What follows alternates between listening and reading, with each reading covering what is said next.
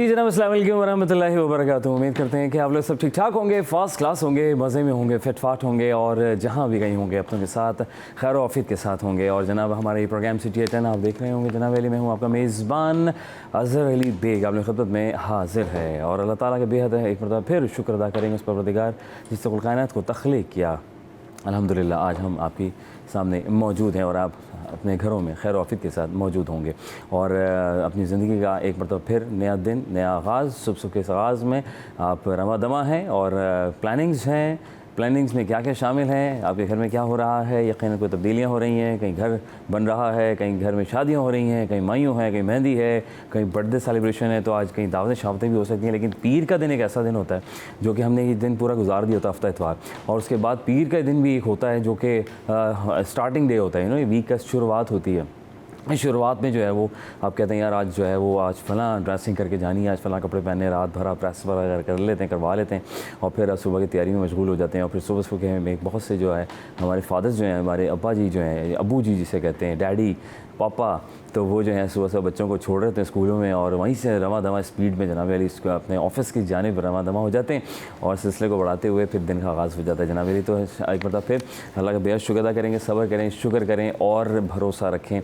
जो आप काम करने जा रहे हैं उसको बिल्कुल उम्मीद के साथ कि आज का काम हमारा जो है वो खैर वाफियत मुकम्मल हो जाएगा। अच्छे गुमान के साथ कीजिए, फिर देखिए ज़िंदगी कितनी प्यारी, कितनी खूबसूरत है। इसको खूबसूरत बनाना हमारा और आपका काम है। औरों की ज़िंदगी में कलर भरने की भरपूर कोशिश कीजिए, औरों से प्यार कीजिए, औरों के कामों को आसान बनाने की कोशिश कीजिए, फिर देखिए कि आपकी ज़िंदगी कितनी आसान हो जाती है। सिर्फ गौर करना है, ऐसे नहीं होता, ये सिर्फ अल्फाजों का चुनाव नहीं है साहब, वाकई इस पर इम्प्लीमेंट हुआ है और लोग करते हैं और सब्र शुक्र करते रहिए, फिर देखिए ज़िंदगी कितनी प्यारी खूबसूरत तरीके से आगे जो है वो बढ़ती रहती है। जनाब अली सिलसिले को आगे बढ़ाएंगे, पीर का दिन है, ज़ाहिर सी बात है, और ख़बरें भी बहुत सारी हैं हमारे पास, उन ख़बरों पर थोड़ा सा डिटेल बात भी करेंगे ना सिर्फ, बल्कि जो है आज जो है बड़ी ख़ास बातें होने वाली, बहुत ज़बरदस्त से टॉपिक्स हैं, ख़वातीन से रिलेटेड टॉपिक हैं हमारे पास, बहुत से डॉक्टर्स भी होंगे हमारे साथ और बहुत सारे हमारे पैनलिस्ट के साथ बहुत सारी ऐसी बातें जो करना आपसे बाकी हैं और कुछ बड़े छड़े भी होगी। आज का भाव भी बताया जाएगा कि आज के भाव में क्या चल रहा है और आपके इलाके में क्या चल रहा है, वो भी जानने की भरपूर कोशिश करेंगे।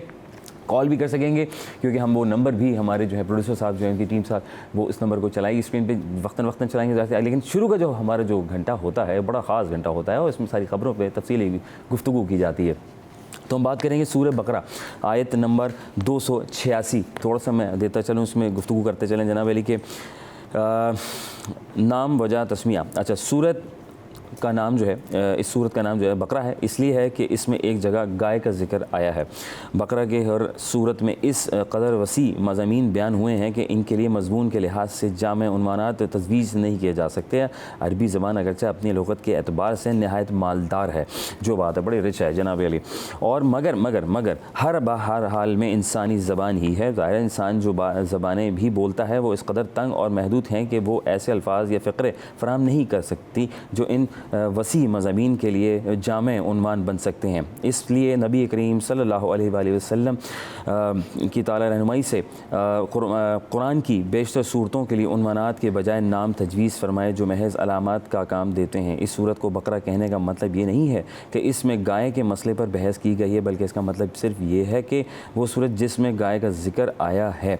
और इसकी बात की जाए, नज़ूल की बात की जाए कि इस सूरत का बेशतर हिस्सा जो है हिजरत यानी मदीने के बाद मदनी ज़िंदगी के बिल्कुल इब्तदाई दौर में नाजिल हुआ है और कमतर हिस्सा ऐसा है जो बाद में नाजिल हुआ और मुनासबत मज़ामीन जो है इसमें मज़मून के लिहाज से इसमें शामिल कर दिए गए। हत्ता कि सूद के मामनत के सिलसिले में जो आयात नाजिल हुई वो भी इसी में शामिल हैं। तो ज़ाहिर से सूद की बात की जाए तो सूद तो वैसे ही हराम है, हालाँकि वो भी नबी करीम सल्लल्लाहु अलैहि वसल्लम की ज़िंदगी में बिल्कुल आखिर ज़माने में उतरी थी। इस सूरत का ख़ात्मा जिन आयात पर हुआ है वो हिजरत से पहले मक्का में नाजिल हो चुकी थी, मगर मज़ामून या मज़ामीन की मुनासबत से इनको भी इसी सूरत में ज़म कर दिया गया। और इसमें सारी वो चीज़ें जिसमें एक ज़िक्र इसमें भी है कि जनाब अली के जब इन्होंने रद्दो बदल करना शुरू किया था तौरात के अंदर और अपने हिसाब से चीज़ों को चलाना शुरू किया और फिर नबी करीम सल्लल्लाहु अलैहि वसल्लम ने उनकी हिदायत की कि आप जो है ये इस तरह चीज़ों को ना, ये गलत चीज़ें हैं, तो फिर उसके बाद जो कुरान शरीफ का नाजिल होना, उस पर अमल पैरा करवाना, ये सब चीज़ें।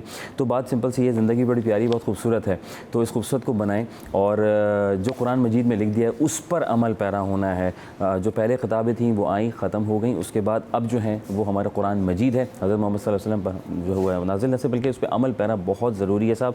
वेलकम करेंगे हमारे पास, इस पर भी डिस्कस करेंगे। हमारे पास अशरफ भाई और मेराज भाई आ चुके हैं। अस्सलाम वालेकुम वरहमतुल्लाह। वालेकुम सलाम। मेराज भाई कैसे हैं? ठीक है, ठीक अल्हम्दुलिल्लाह। अल्हम्दुलिल्लाह फर्स्ट क्लास माशाल्लाह। क्या बात है, क्या और मूड बेहतर हो रहा है क्या आज बेहतर क्या आपको देख मुझे देखेगा तो अरे क्या बात है, बहुत शुक्रिया, जज़ाकल्लाह। नहीं है मैं आप लोगों की मुस्कुराहट देखे मैं और 4 बजे जाता हूँ। अच्छा, हम दोनों आज थोड़ा सा लेट हुए हैं। आप थोड़ा सा लेट हुए, कोई बात नहीं, थोड़ा सा तो चलता ही है। और ज़िंदगी का देखिए हमें नहीं पता होता, हम कोशिश तो अपनी पूरी जारी सारी रखते हैं अशरफ भाई कि हम वक्त पे पहुंच जाएं। और वक्त पे देखें आप, अल्हम्दुलिल्लाह हमारा ये पैराग्राफ मुकम्मल हुआ और आप तो यहाँ बैठे हुए थे, लेकिन मैंने कहा पूरा मुकम्मल कर लूँ। उसके बाद तो बात सिंपल सी ये है कि वो ट्रैफिक जो है ना, जो इस वक्त मामला है ज़िंदगी इधर और उधर हुई हुई है ना कमाल की, तो वो बड़ी ज़बरदस्त है।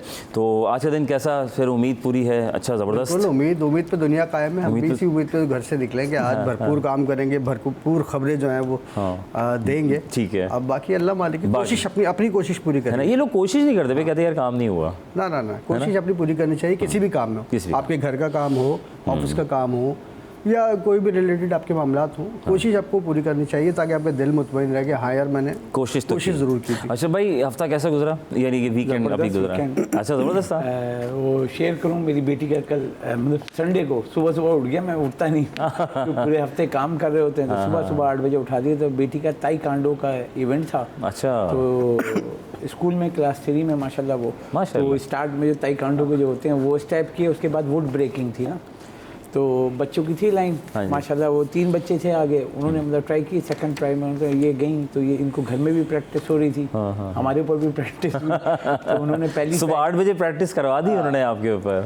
तो 8 बजे फर्स्ट टाइम में उन्होंने ब्रेक किया था माशाल्लाह, फर्स्ट पोजीशन ली माशाल्लाह और क्लास 3 में। तो संडे भी बहुत अच्छा गुजरा। शाम को उसकी शामत आई, खाना खिलाने लगी थोड़ा उन्होंने हमारी जेब टूट गई। अल्लाह बस ये ऐसे गुजरा है। बस संडे को जो है देखा जाए कि सुबह से वो हो रहे थे, भाई शाम को एक प्रोग्राम था फैमिली को लेकर, उसमें गए थे। अच्छा, अब यहाँ आ गए। क्या बात। मगर बस ये कि सुबह उठ के जब आए हैं तो सिविक सेंटर पे एक रोड है वो अभी इस वक्त बंद थी। हाँ, ज़ेर तामीर भी है और बंद भी। शदीद ट्रैफिक जैम था। तो अभी आते हुए 2 एक्सीडेंट देखे मैं। अल्लाह। एक तो तारिक रोड पे जो मेराज भाई की तरफ आते हुए बनता है, तेज़ रफ्तारी जल्दबाजी का शिकार नहीं, वो एक रिक्शा था जो 6 सीटर 8 सीटर तो नहीं चल रहे, वो मेन रोड पे फास्ट ट्रैक में उन्होंने उतारा। और तारिक रोड पे एक जगह है, वो ये बता देंगे, बिल्कुल मेन नाहिद के पास। अच्छा, दोनों साथ आएंगे आप? नहीं, रास्ता पड़ता है रास्ता सेम है। तो उन्होंने रिक्शा फास्ट लाइन में उन्होंने साइड में किया, और सबसे बड़ी वो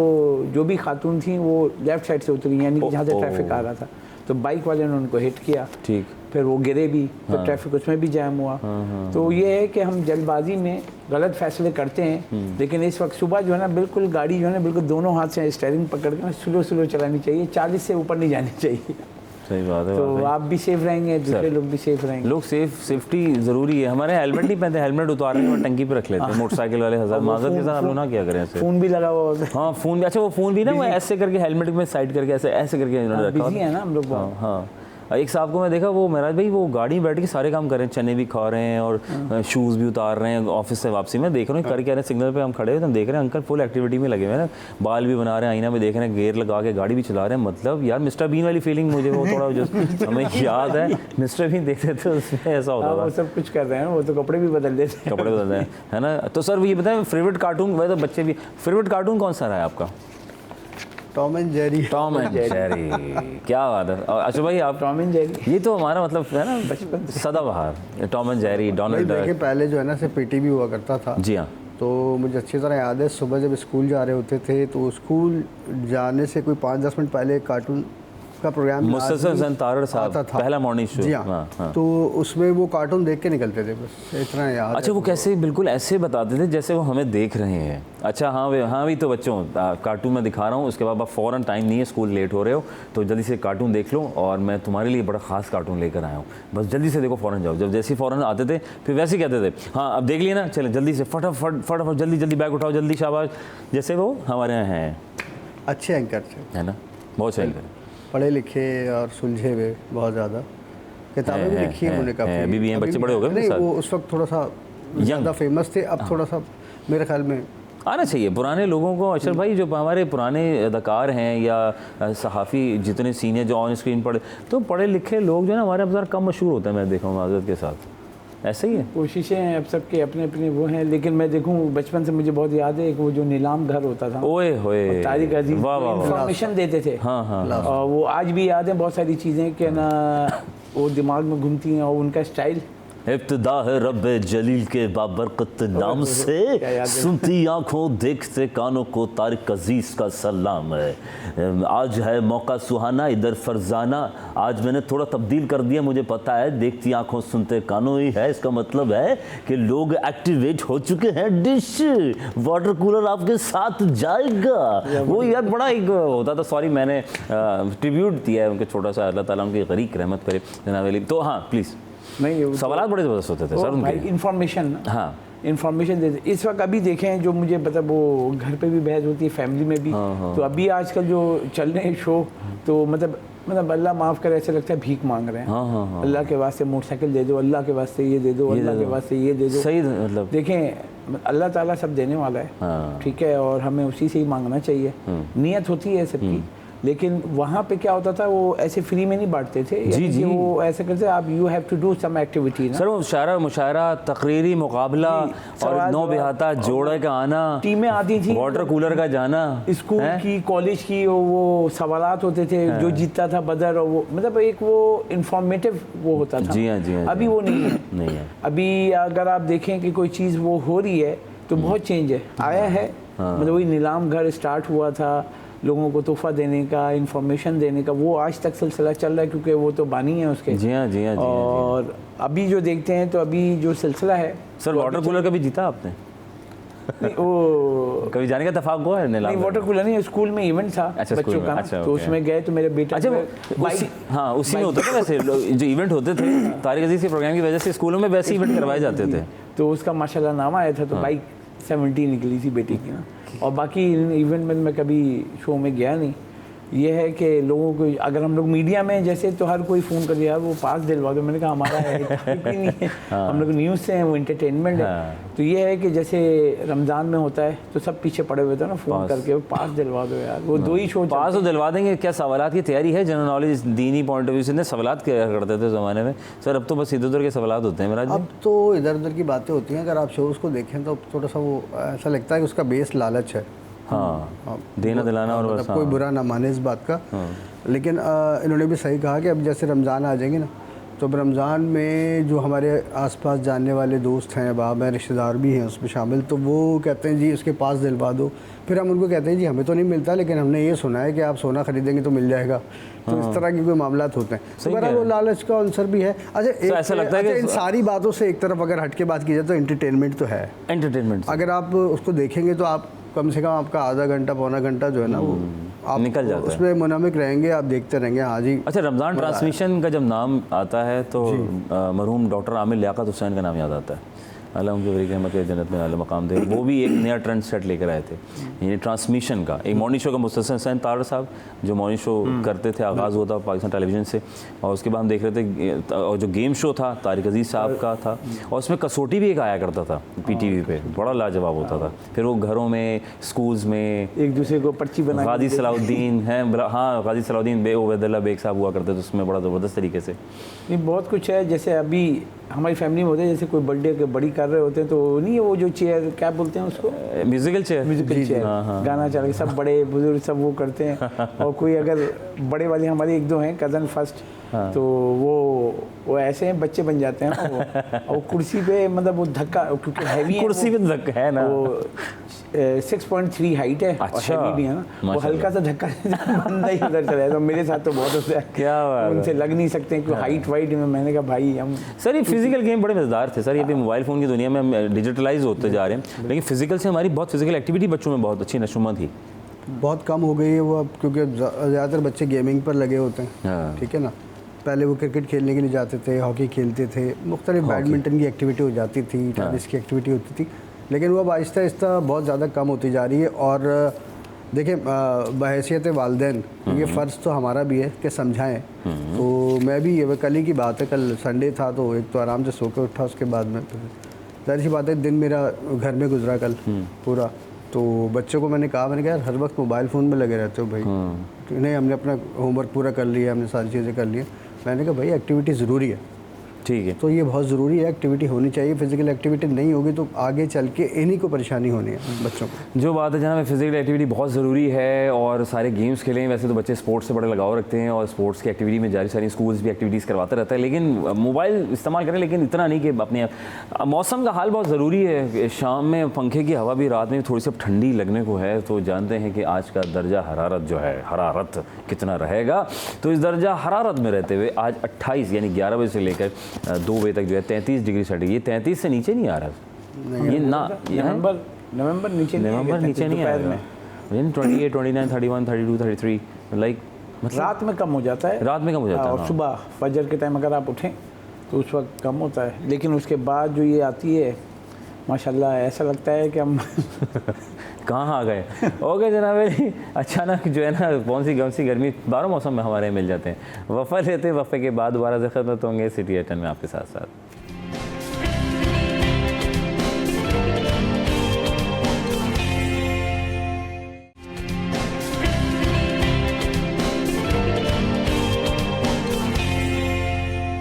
welcome back once again city 8, आपका मेज़बान अज़हर अली बेग आप लोग खिदमत में हाजिर है जनाब अली।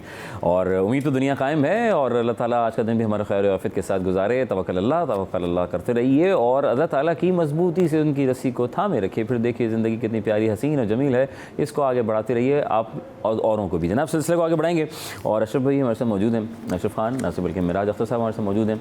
एक वसी तजर्बा रखते हैं, अपनी सहाफ़त में एक बड़ा नाम रखते हैं और इनकी खबरें शबरें आप सुनते रहते हैं। तो ज़रा आज लेटर मोड पे भी हमने शुरुआत जो है वीडियो, हाँ बिल्कुल, हाँ अभी कौन सी ज़रा दिखाएं, ज़रा मैं चाह रहा हूँ ज़रा ये नाज़रीन दिखाऊँ मैं आपको एक चीज़ बड़ी ज़बरदस्ती है और मैं चाहता हूँ कि मेरा शहर मेरी निगाह से किस तरह लगता है।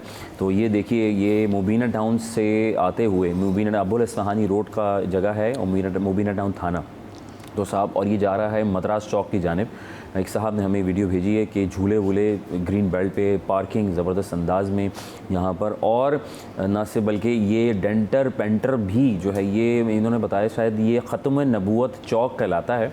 स्कीम 33 में वाक़ है, जिसमें यहाँ करीबी इलाके जो हैं, ये कराची यूनिवर्सिटी है राइट हैंड पे जो सामने आप देख रहे हैं और लेफ़्ट साइड पे आबादी है, ये ख़त्म नबूवत चौक।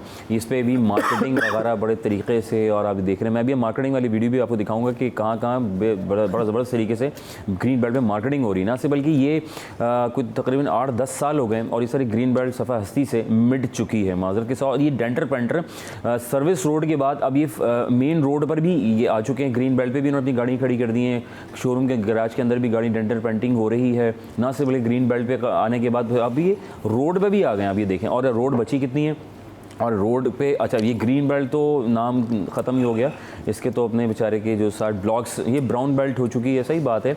और ये सर इसमें ब्लॉक्स भी गायब हो चुके हैं। अच्छा एक चीज़ और दिखाते हैं आगे, आप देखिए मार्केटिंग का तो लेवल एक्सट्रीम है, जिसमें मैं आज आपको डिस्को बैकरी गुलशन के इलाके से काफ़ी वीडियोज़ मेरे पास आई हैं और लोगों ने शेयर किया मेरा शहर मेरी निगाह से। हमारा ये आज का ये थोड़ा सा मोड़िए देखें, LPG जी खंबे पर लगा दिया यार, किसका खंबा था किसकी मज़े आ गए। और ये इन्होंने हजाम की दुकान, रिक्शा पार्क हुआ हुआ है, देखिए पार्किंग का बड़ा बेहतरीन निज़ाम आप देख सकते हैं। अंडे छोले वाले यहाँ आपके खड़े हुए नज़र आएंगे और ये बेताशा रिक्शा ड्राइवर रिक्शा जो ख़राब करने हो चुके हैं वो भी इन्होंने यहाँ पे जो है वो सजावट के लिए बेहतरीन खूबसूरती में जो है वो कर दिया। और ये मुबीना टाउन थाने से पुलिस रोड से जब आप स्कीम 33 की तरफ रुख करें, यानी टीचर सोसाइटी, गुलशन कनीस फातिमा या वाइट हाउस की तरफ या सोहराब बोर्ड की तरफ जा रहे हो, तो ये वो इलाका है जहाँ पर इन्होंने ये सब चीज़ें माशाल्लाह से सही ये खूबसूरत, ये एक जगह नहीं है। हमारे एक साहब अजीज़ भाई हैं, अजीज़ भाई ने हमें भेजी, उन्होंने कहा अज़हर भाई प्लीज़ आप चलाते हैं मेरा शहर मेरी निगाह से, तो हमने थोड़ा सा एक सेगमेंट डाला है, तो हम उसमें दिखाते हैं कि भाई हमारी निगाह से तो कराची का ये रुख भी, और ये ऐसे बहुत से इलाके हैं सर। बिल्कुल ऐसा ही है, और जहाँ की निशानदेही इन्होंने की है अजीज़ साहब ने जी, तो बहरहाल ऐसा ही है वहाँ पर, क्योंकि हमारा भी वहाँ से गुजर होता है। अच्छा ये सिर्फ एक जगह की सिचुएशन नहीं है सर, ठीक है ना, इस वक्त शहर के मुख्तलिफ इलाकों में ये सिचुएशन है, इससे ज़्यादा बदतर है। ठीक है। अच्छा चले, आप किसी डेंटल पेंटर को तो आप ये कहेंगे कि जी कम पढ़ा लिखा है, गरीब आदमी है, सारे इसके लिए ये चीज़ें आ जाएंगी। सही बात है। आपका अगर कभी खालिद बिन वलीद रोड पर जाने का इत्तेफाक हो ना, जैतन से अगर आप टर्न करें खालिद बिन वलीद को और आप जाएं नूरानी कबाब हाउस तक ना, तो वहाँ पर आपको देखें शोरूम की दुनिया है, शोरूम की एक दुनिया है, लेकिन उस शोरूम की हद कहाँ है ये शायद किसी को खालिद बिन वलीद, हाँ, उनको भी नहीं पता। शोरूम पे गाड़ियाँ हैं, शोरूम के बाद पार्किंग पे गाड़ियाँ, फिर उसके बाद डबल पार्किंग पे गाड़ियाँ। वहाँ से अक्सर औकात ऐसा होता है कि शाम के औकात में वहाँ से निकलना जो है, वहाँ पे हर वक्त ट्रैफिक जाम की सूरत रहती है। अच्छा, लिफ्टर ट्रैफिक पुलिस ने वहाँ पर लगाया हुआ, जो कुछ गाड़ियों को उठाता रहता है, फिर बीच उस पर फुटपाथ पे खड़ी कर देता है। हाँ। फिर वो लोग आते हैं, वो अपना चालान भरते हैं, वापस खड़ी कर लेते हैं। अच्छा, और वो इतने परफेक्ट चल रहे हैं लोग कि उनको पता है यार चालान वो भी सुने शोरूम वाली गाड़ी, शोरूम वालों की गाड़ियाँ हैं वो। 1000 रुपये का चालान होगा, चल ठीक है, वहीं खड़े रहते गाड़ी उनकी अब बीच उसमें खड़ी हुई फुटपाथ पे, लेकिन ऐसा लग रहा है जैसे शोरूम पे खड़ी है। ठीक है ना, उनका कुछ भी नहीं जा रहा। शाम को वो जब शोरूम बंद करने वाले होते हैं तो फिर वो चालान भरते हैं और कहते हैं जी गाड़ी वो। अच्छा मेरा भी, लेकिन वो शोरूम वाली गाड़ियाँ नहीं होती हैं, वो जो आम बंदा होता है ना, खरीदार होते हैं ना, उनकी गाड़ी होती हैं वो। शोरूम वाली गाड़ी तो हाथ भी नहीं लगाएगा। नहीं, बिल्कुल शोरूम वाली गाड़ी को सेटिंग लगाते हैं, सिस्टम। और दूसरा मामला हमारे यहाँ जो आपने अक्सर हम इन्हीं प्रोग्रामों में बैठ कर बात कर रहे होते हैं ना कि KMC की जानिब से तजावुज़ात के खिलाफ एक भरपूर मुहिम का ऐलान। अरे भाई, वो कौन सी मुहिम है, नजर आती है? वो कहाँ है?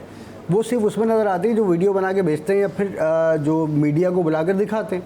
अब जिस दिन आप ये देख लीजिए ना कि आप किसी भी चौक पे चले जाएं, आपको वहाँ पथारों की भरमार मिलेगी, और जिस जगह ऑपरेशन हुआ होगा अगले दिन वहाँ फिर लगे हुए होंगे। तो भाई ये कौन सा कानून है कि एक दिन आप लेके जाएं, दूसरे दिन वो फिर वापस आके लगा लेता है चालान भरने के बाद? तो या तो आप उसको जब्त कर लें, ठीक है, जब 2 से 3 मरतबा जब्त होगा तो कुछ मामले का हल निकलेगा, या फिर आप उनको किसी ग्राउंड में या किसी ऐसी जगह पर कोई ऐसी जगह मुख्तस कर दें जिससे सरकार को रेवेन्यू भी मिलना शुरू हो जाए, KMC को रेवेन्यू मिलना भी शुरू हो जाए, और वो लोग भी एक तरफ जो है अपनी मार्केट लगा के बैठ जाएं। लेकिन हमारे यहाँ शौक है लोगों को, मैंने बहुत सारे ऐसे लोगों को भी देखा जिनकी अपनी ज़ाती दुकानें हैं, लेकिन उसके बावजूद उन्होंने बाहर जो है एक बहुत बड़ा पथारा अपना सिस्टम बनाया हुआ होता है। सिस्टम बनाया हुआ है। ये सिस्टम में बड़ी अच्छी बात बोली अशर भाई, ये जो सिस्टम की बात की है ना, ये सिस्टम है, सब कुछ है। तनख्वाह भी टाइम पर आती हैं, सुबह सुबह नज़र भी आते हैं, लेकिन सुबह सुबह जब ऑफिस के टाइम में सारे फर्स्ट लाइन में काम हो रहे होते हैं, पानी भी डल रहा है 8 बजे 9 बजे, अरे भाई 4 बजे 5 बजे का वक्त होता है, उस वक्त डाल लो यार, सफाई कर रही हैं तो जैसे फर्स्ट लाइन की सफाइयाँ हो रही हैं, दिखाना भी तो है ना। अच्छा दिखाना, look busy do nothing right. अगर वर्किंग हो रही है, वर्क इन प्रोग्रेस का कोई बोर्ड भी लगा तो काम हो रहा है, गाड़ियाँ भी चल रही हैं, ट्रैफिक भी काम हो रहा है, दिखाना भी। अभी जैसे ये बोला ना मेराज भाई ने, मैं ये बताऊँ आपको, फिर याद दिलाऊँ, हमेशा हम इंक्रोचमेंट पे बात है। सुप्रीम कोर्ट ऑफ पाकिस्तान ने वाज़ेह हिदायत दी है कि फुटपाथ जो है पब्लिक के चलने की जगह है। वहाँ पे कोई जनरेटर हो, वहाँ पे कोई पथारा हो, वहाँ पे कुछ हो, तो उन्होंने क्लियर कहा था KMC हो, मुतलका इदारे हों, उन सब के ख़िलाफ़ हम नोटिस लेंगे। अब आप गुलशन चले जाएं, एक तो वो यूनिवर्सिटी रोड माशाल्लाह से काम हो रहा है, तरक्याती काम हो रहा है, उसके साथ आप जैसी पूरा मेन रोड जब वो जाता है कहाँ पे, सिविक सेंटर के पास जो है हसन स्क्वायर की तरफ, जहाँ मछली वाले लाइन से अब तो पार्किंग होने लगी है। अच्छा, पहले नहीं हो रही थी, ट्रैफिक पुलिस वाले खड़े हुए थे, अब पता नहीं क्या हुआ, सर्दियाँ आ गई, उनके हिसाब से मछलियाँ बिक रही हैं, पैसा भी डबल हो गया, फैसल पे लगा दिए ना उनको। तो वहाँ पे जो चीज़ें हैं, सुप्रीम कोर्ट के ऑर्डर कहाँ गए, वो कौन उस पर अमल दरामद करेगा? सारी फुटपाथ पे आप जाके देखें, कोई वहाँ से लेके आप आगे तक जाते जाएं, जो फूड स्ट्रीट बनाई हुई है वहाँ, अब तो वहाँ पे भाई ज़बरदस्ती पार्किंग, और ग्रीन वाला जो नहीं है KMC को पहन के खड़े हो गए और गाड़ियाँ लगा रहे हैं। वो उनके तो पिताजी की है, मतलब वो रोड, और KMC की भी है, तो वो कुछ भी कर रहे हैं। सर, वज़ीर आला सिंध सैयद मुराद अली शाह, क्योंकि शहर कराची की बात हो रही है, ज़ाहिर सी बात है, और तजावज़ात की बात हो रही है, तो कहीं कबाड़ खाना भी है और कहीं खूबसूरती भी नज़र आ रही है। जब आप निकलते हैं तो आप बोलते हैं शायद जैसे मौसम बदलते हैं सुबह शाम, ऐसे ही इलाके बदलते हैं खूबसूरती के साथ। वज़ीर आला सिंध सैयद मुराद अली शाह साहब का शहर कराची के तंज़ीम और आइश का मनसूबा जो है, वो वज़ीर आला सिंध की हिदायत पर सिंध बिल्डिंग कंट्रोल अथॉरिटी का अहम शाहराहों पर 25 बोसीदा इमारतों को रंगारंग करने के लिए खूबसूरत बनाने की। तो ये कौन सरकारी हैं या वो नीम सरकारी हैं या आपकी मेरी हैं? देखें, ये इमारतें तो प्राइवेट ही, अच्छा ठीक है ना, लेकिन ब्यूटिफिकेशन वाला जो भी एक प्रोजेक्ट चल रहा है सिंध गवर्नमेंट के अंडर में, उसमें सिंध बिल्डिंग कंट्रोल अथॉरिटी भी शामिल है, KDA भी शामिल है, और KDA का ही एक इदारा है टैब, यानी ट्रैफिक इंजीनियरिंग ब्यूरो, अच्छा, वो भी इसमें शामिल है, और हमारे जो बल्दियाती इदारे हैं वो भी इसमें शामिल हैं। अच्छा, ये इस तरह की जो रंग वगैरह करने के मामलात हैं, इससे पहले भी हमने देखा बंस रोड पे भी एक दफ़ा ये प्रैक्टिस शुरू हुई थी, 4 बिल्डिंगें रंग होने के बाद वो रुक गई। उसके बाद हमने ये भी इसी प्रोग्राम में बैठ के डिस्कस किया था कि जी यहाँ जो लियारी एक्सप्रेस वे है, जब आप सोराबगोट से चढ़ते हैं, जब आप सोराबगोट से माड़ीपुर तक का सफ़र कर लें तो आपको दोनों तरफ बेहंगम किस्म की तामीरात नज़र आती हैं। सर वो तो 3 लाइन में बनना था, वो 2 लाइन में मुकम्मल हुआ ना वो तो। वो अच्छा, फिर उनको रंग करने का एक मंसूबा पेश हुआ। अब देखिए बात ये कि वो भी हुआ, अब तीसरा मंसूबा है ये इमारतों को रंगने का। इमारतें तो रंग दी जाएं तो बहुत अच्छी बात है, खूबसूरत 15 इमारतें, बहुत अच्छी बात है। 15 इमारतें, 11 इमारतें मलिक 14 ज़िला शर्की के अंदर। ठीक है, बहुत अच्छा फैसला है। देखिए बात वही आ जाती है कि जब एयरपोर्ट से मेहमान दाखिल होगा या कोई भी आपके घर की तरफ आता है तो उसको अच्छी अच्छी चीज़ें नज़र आनी चाहिए। तो वो अपनी कोशिश कर रहे हैं। शहर फैसल का जो ब्यूटिफिकेशन के जो प्रोजेक्ट था उस पर मुकम्मल काम हो रहा है। सर सोराब रोड पे भी करना चाहिए, वहाँ भी एंट्रेंस है। बिल्कुल है, बिल्कुल सर। देखिए टोल प्लाजा जो है वो दरवाज़ा होता है, जैसे शहर का दरवाज़ा है वो। जैसे आपके घर का दरवाज़ा, अपने घर के दरवाजे के बाहर आप ज़रा खूबसूरती कलर शलर ये वो ज़रा पौधे शौधे लगा के रखते, गमले शमले खूबसूरत। तो हमारे यहाँ टोल प्लाजा तो अच्छा बना हुआ है, नो डाउट, ठीक है ना, वो बड़ा खूबसूरत है क्योंकि वहाँ पैसे लिए जाते हैं, सही है ना। अब तो ऑटोमेटिक हो जाएगा, अब तो बंदे नज़र नहीं आएंगे। लेकिन उससे जब आप आगे निकलते हैं, एंटर होते हैं शहर में, तो उसके बाद सबसे पहले आपको पड़ता है सोराब गोट। वाह वाह वाह, ठीक है ना, वो आपको पता है कितनी खूबसूरत जगह है। बहरहाल उस पर भी काम हुआ है, ऐसा नहीं कि काम नहीं हुआ।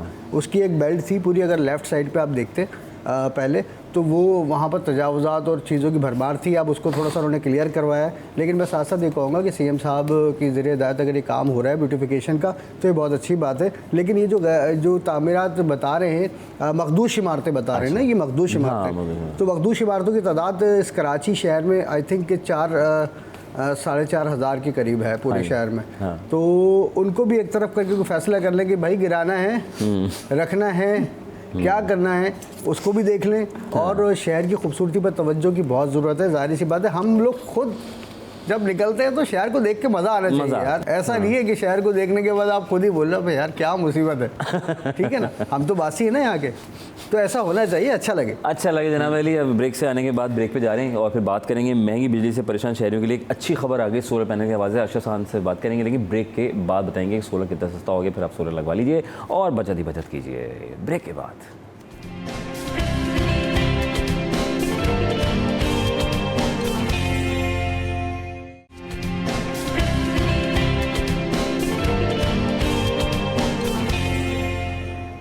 Welcome back once again city eight 10। आपका मेज़बान अजहर अली बेग आप लोगों की खिदमत में हाजिर है। जनाब अली, हम यहाँ हाजिर हैं और आप वहाँ हाजिर हैं। आपका एक मरतबा फिर खैर मकदम करेंगे। Thank you very much to all of you कि आप हमने ज्वाइन कर लिया है सिटी 21 में। जिन जिन लोगों ने भी ज्वाइन किया है सर, कमाल कर दिया आप लोगों ने। और आप यकीन अब जो इधर उधर नींद से ज़रा झोल रहे थे वो झोल ख़त्म हो गए होंगे, क्योंकि मियाँ हजरात जो हैं अपनी अपनी मामलात में मसरूफ़ और ना से चल पड़े होंगे और बच्चे स्कूल की तरफ चले गए होंगे और कुछ जो हैं जिनका आज ऑफ होगा वो घर में होंगे किसी वजह की बिना भी। तो अल्लाह ताला उनके सारे काम को खैर ऑफिस के साथ मुकम्मल करवाना है।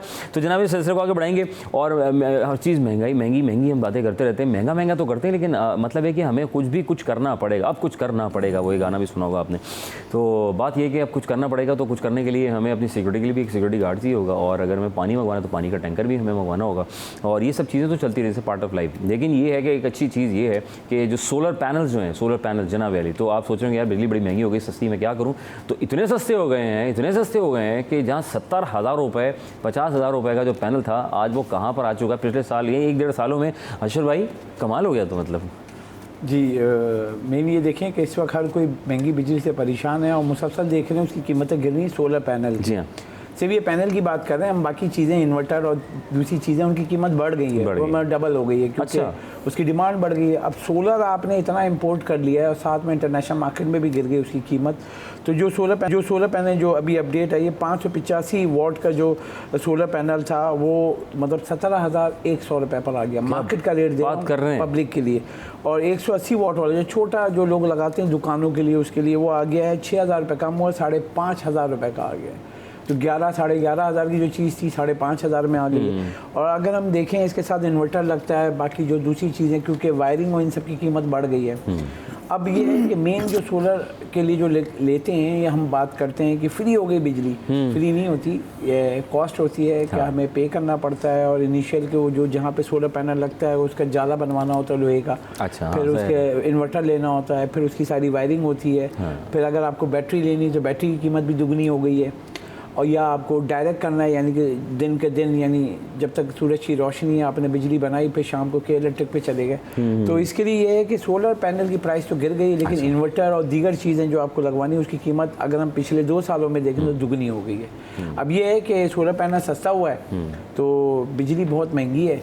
अगर इसको लगवा के हाफ करके घर का लोड उधर करते हैं तो आपके बिजली बिलों में बहुत कमी हो सकती है। और बस उसको लोड मैनेजमेंट करना आपकी जिम्मेदारी हो जाती है, क्योंकि जहाँ वो के इलेक्ट्रिक के महकमे में जो 12-12 घंटे वो जो शिफ्ट चलती हैं सुबह दोपहर शाम की, वो फिर आप में घर में से कोई एक बंदा होगा वो अगर लगाएगा तो ही बिजली बच पाएगी, वरना बोलेंगे यार मैंने 20 kVA का सेटअप लगा लिया, 100 kVA का सेटअप लगा लिया, बचत कोई नहीं हो रही। तो फिर वो बचत फिर तो अच्छा, तो जो कर रहे थे के इलेक्ट्रिक के साथ कि जी आप वो मीटर लगवा लें, जैसे पंजाब में ग्रीन मीटर होता है, हमारे यहाँ भी एक मीटर लगता है, उसके ऊपर क्या मामला हैं? जी अभी हालिया में ये हुआ है कि नेपरा ने नोटिस लिया था, क्योंकि कराची में बहुत सारे लोग, क्योंकि अगर हम देखें पहले नंबर पर आप हैरान होंगे, इस मुल्क का सबसे बड़ा कराची शहर है सर, लेकिन सब पहले नंबर पे सोलर पैनल पे जो आपका नेट मीटरिंग पे जो गया वो लाहौर गया है। अच्छा। फिर इस्लामाबाद है और फिर उसके बाद है कराची तीसरे नंबर पे। और ये शिकायत गई कराची के सार्फिन से नेपरा को कि हम अप्लाई किया हुआ है 8-8 महीने 10-10 महीने नेट मीटरिंग के मीटर नहीं लगा के दे रहे हैं। इवन के वो उन्होंने अपनी कॉस्ट लगाई है जेब से, क्योंकि उन्होंने कहा एक दफ़ा मीटर लगा, तो मेरी सोसाइटी में भी 2 लोगों ने लगाया और वो आते जाते ये होता है ना, वो जानते हैं मुझे, तो वो भी पीछे पड़े में यार वो नेट मीटरिंग के इलेक्ट्रिक नहीं लगा दी। अच्छा। मैंने कहा अप्लाई कर दें, मैं मालूम करता हूँ, दे दें उसकी एप्लीकेशन। अच्छा। मेन ये है कि वो डिले करते हैं और वो वजह यही ना कि देखें ना, आप अगर वो नेट मीटरिंग करेंगे या वो बिजली बना रहा है और ज़्यादा का उसने लगा दिया, उसकी डिमांड एग्जाम्पल लेते हैं 10 kVA का उसका लोड है, उसने 20 kVA का लगा दिया, तो मास्टर प्लानिंग की ना उसने, 10 kVA मेरी डिमांड है, 10 kVA मैं बेचूंगा, बिजली मुझे जो है फ्री की पड़ गई, यानी कि जो मैं एक्स्ट्रा बिजली दे रहा हूँ तो उसके जो है बिल में जो है माइनस हो रहा है, तो उल्टा के इलेक्ट्रिक पेबल बन जाएगा। और के इलेक्ट्रिक यहाँ पे देखा जाए, जो के इलेक्ट्रिक बेच रहा है उसमें टैक्स ड्यूटी मिला के वो तो प्राइस बहुत ऊपर है, 60 रुपये का यूनिट है। ये वाला जब हमसे लेते हैं, आपसे या मुझसे लेंगे, आप हैरान होंगे कितनी की लेता होगा, 20 रुपये की भी नहीं है। अच्छा, ठीक है।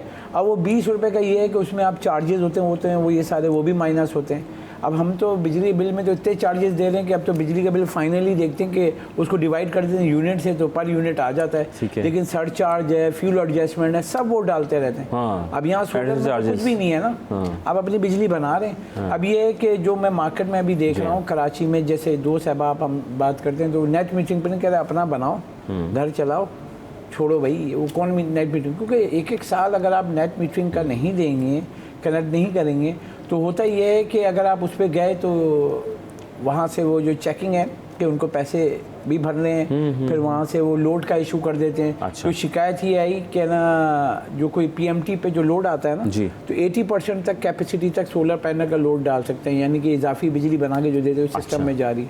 अब वो कह रहे हैं फुल हो गया डिफेंस क्लिफ्टन उधर, क्योंकि देखें वहाँ तो अमीर लोग रहते हैं, उनके लिए मसला नहीं है। हम तो यहाँ 5 kV नहीं सर, लियाकताबाद खादर में बहुत अमीर लोग रहते हैं, उससे ज़्यादा अमीर लोग तो यहाँ भी रहते हैं। तो हम मतलब अगर हम देखें कि हम लोग तो सोचेंगे ना 5 kV का, वो तो दिल के अमीर होते हैं, दिल के अमीर। 25-25 50-50 kV का लगा दिया। डिफेंस में इतने बड़े बड़े घर हैं, उन्होंने लगा दिया, उनको क्या है भाई, पैसे दिए उन्होंने, कितने का पड़ा होगा, 50 लाख का, सही 60 लाख का, 80 लाख का, उनके लिए मसला नहीं है। लेकिन जो इनका बिल मंथली आता था 2 लाख 2.5 लाख, उनके लिए तो मसला हल हो गया। हाँ। और बना रहे हैं वो।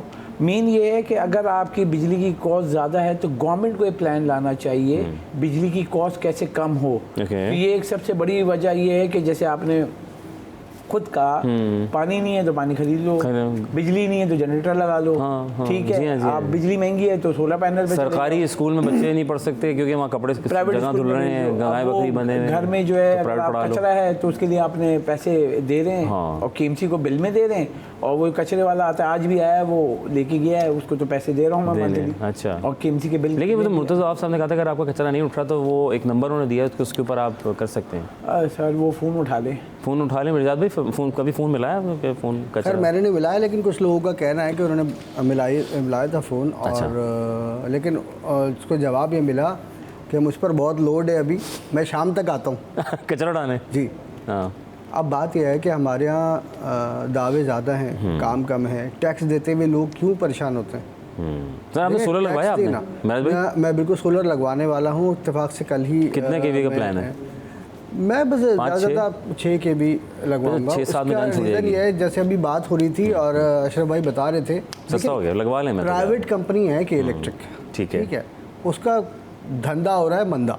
ओहो, जो देखिए खुली सी बात है, जी जी जी जी जी। जब शहर वाले लगा लेंगे ये, तो भाई वो अपनी बिजली किसको बेचेगा? तो सर वो फिर एक बिल आ जाएगा, उस बिल में कुछ ना कुछ ऐड ऑन हो जाएगा, जैसे कि इलेक्ट्रिक उसमें तो सुई गैस में 1000 रुपये लगा दिए। मैंने मैं इस पर सुना बड़ा मशवरा किया और मैं इस नतीजे में पहुंचा हूं कि भाई दिन चला लिया जाए, दिन चला लिया ठीक है। हाँ। ऐसा सेटअप लगाया जाए कि आप दिन चला लें और उसके बाद जो है आप शिफ्ट हो जाएं के इलेक्ट्रिक पर, ठीक है। यानी कि आपका बिल आधा हो सर जाए। अब तो लिथियम बैटरी इतनी ज़बरदस्त आ गई हैं कि लोग 6-6 घंटे रात के भी निकाल लेते हैं, सुबह के 2-4 घंटे बचते हैं सिर्फ, अगर एसी ना चलाएं तो। लिथियम बैटरी इतनी सी छोटी सी, और वो 15-15 साल 10-10 साल की वारंटी है। लेकिन अभी बताया ना शब भाई ने कि उनके पैसे भी डबल हो चुके हैं। सर बात ये कि अगर वहाँ अगर हम, अच्छा चलिए ये बात भी हकीकत है कि हम देखते हैं कि सोलर पैनल जहाँ 70,000 50,000 का 1.5-2 सालों में अब वो 17,000 समथिंग का मिल रहा है, तो सर वो बात तो वही हो गई, चलो यहाँ से बैलेंस हो गया।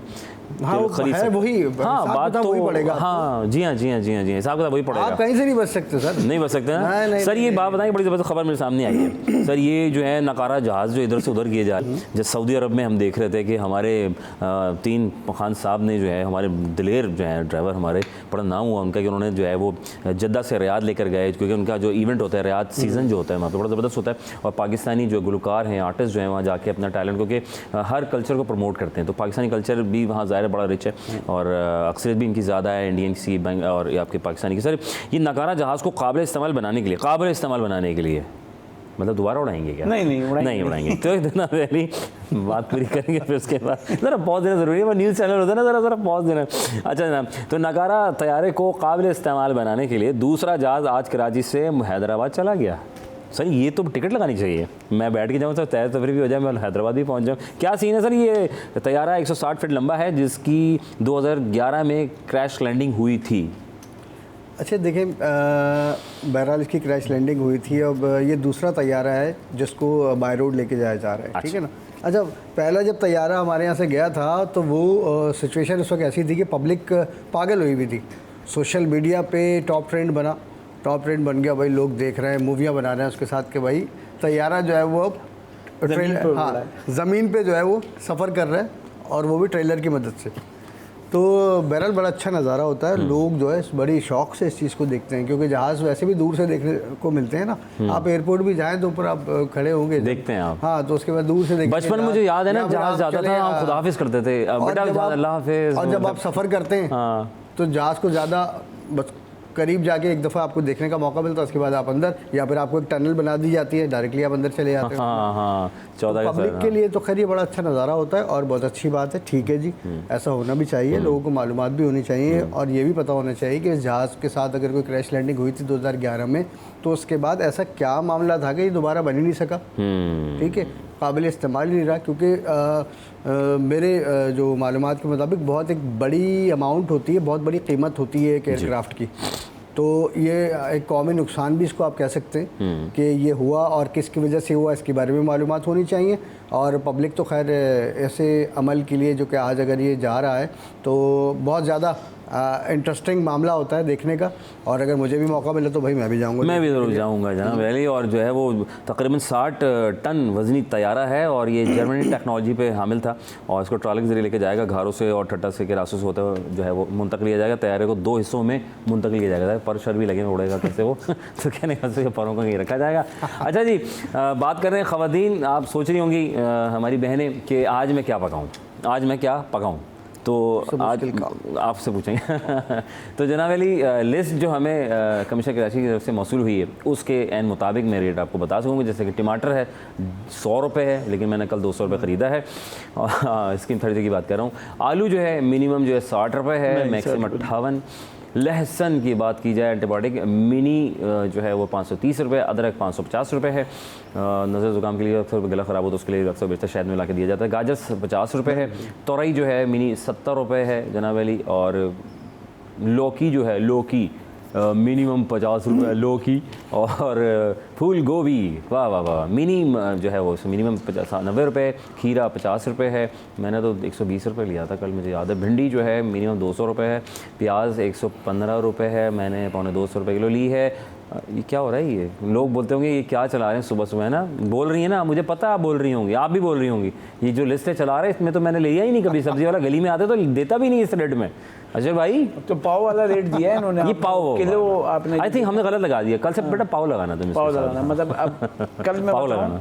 टमाटर जो है मैं उससे लड़ गया, मैंने कहा भाई अभी तो 150 का पिछले हफ्ते लिया था, क्योंकि मैं संडे को लेता हूँ कच्चे टमाटर, पक्के टमाटर, तो उसने कहा सर 220 रुपये। 220 रुपये, 220 रुपये। और मैंने कहा कमिश्नर साहब बड़े मजे का 50, तो पाव हो गया ना भाई, पाव हो गया, सही बात, पाव हो गया। पाव तो ये हो गया। पाव रेट चलाएं, क्योंकि कमिश्नर साहब पाव का हिसाब दे रहे हैं, क्योंकि अब तो सब्जी वाला भी पता है, अगर आप टमाटर लेने जाओ या पाव का बोलता है, पता है ना, वो देख के बता देता है वो कि पाव, ये पाव लेने आया जनाब, वफ़ा बहुत ज़रूरी है। तो पाव लें या 1.5 पाव लें या 1 किलो लें, ये तो आपके ऊपर डिपेंड करता है जितनी आपको ज़रूरत है। वफ़े के बाद मज़ीद बात करते हैं आपसे सिटी एट 10 में।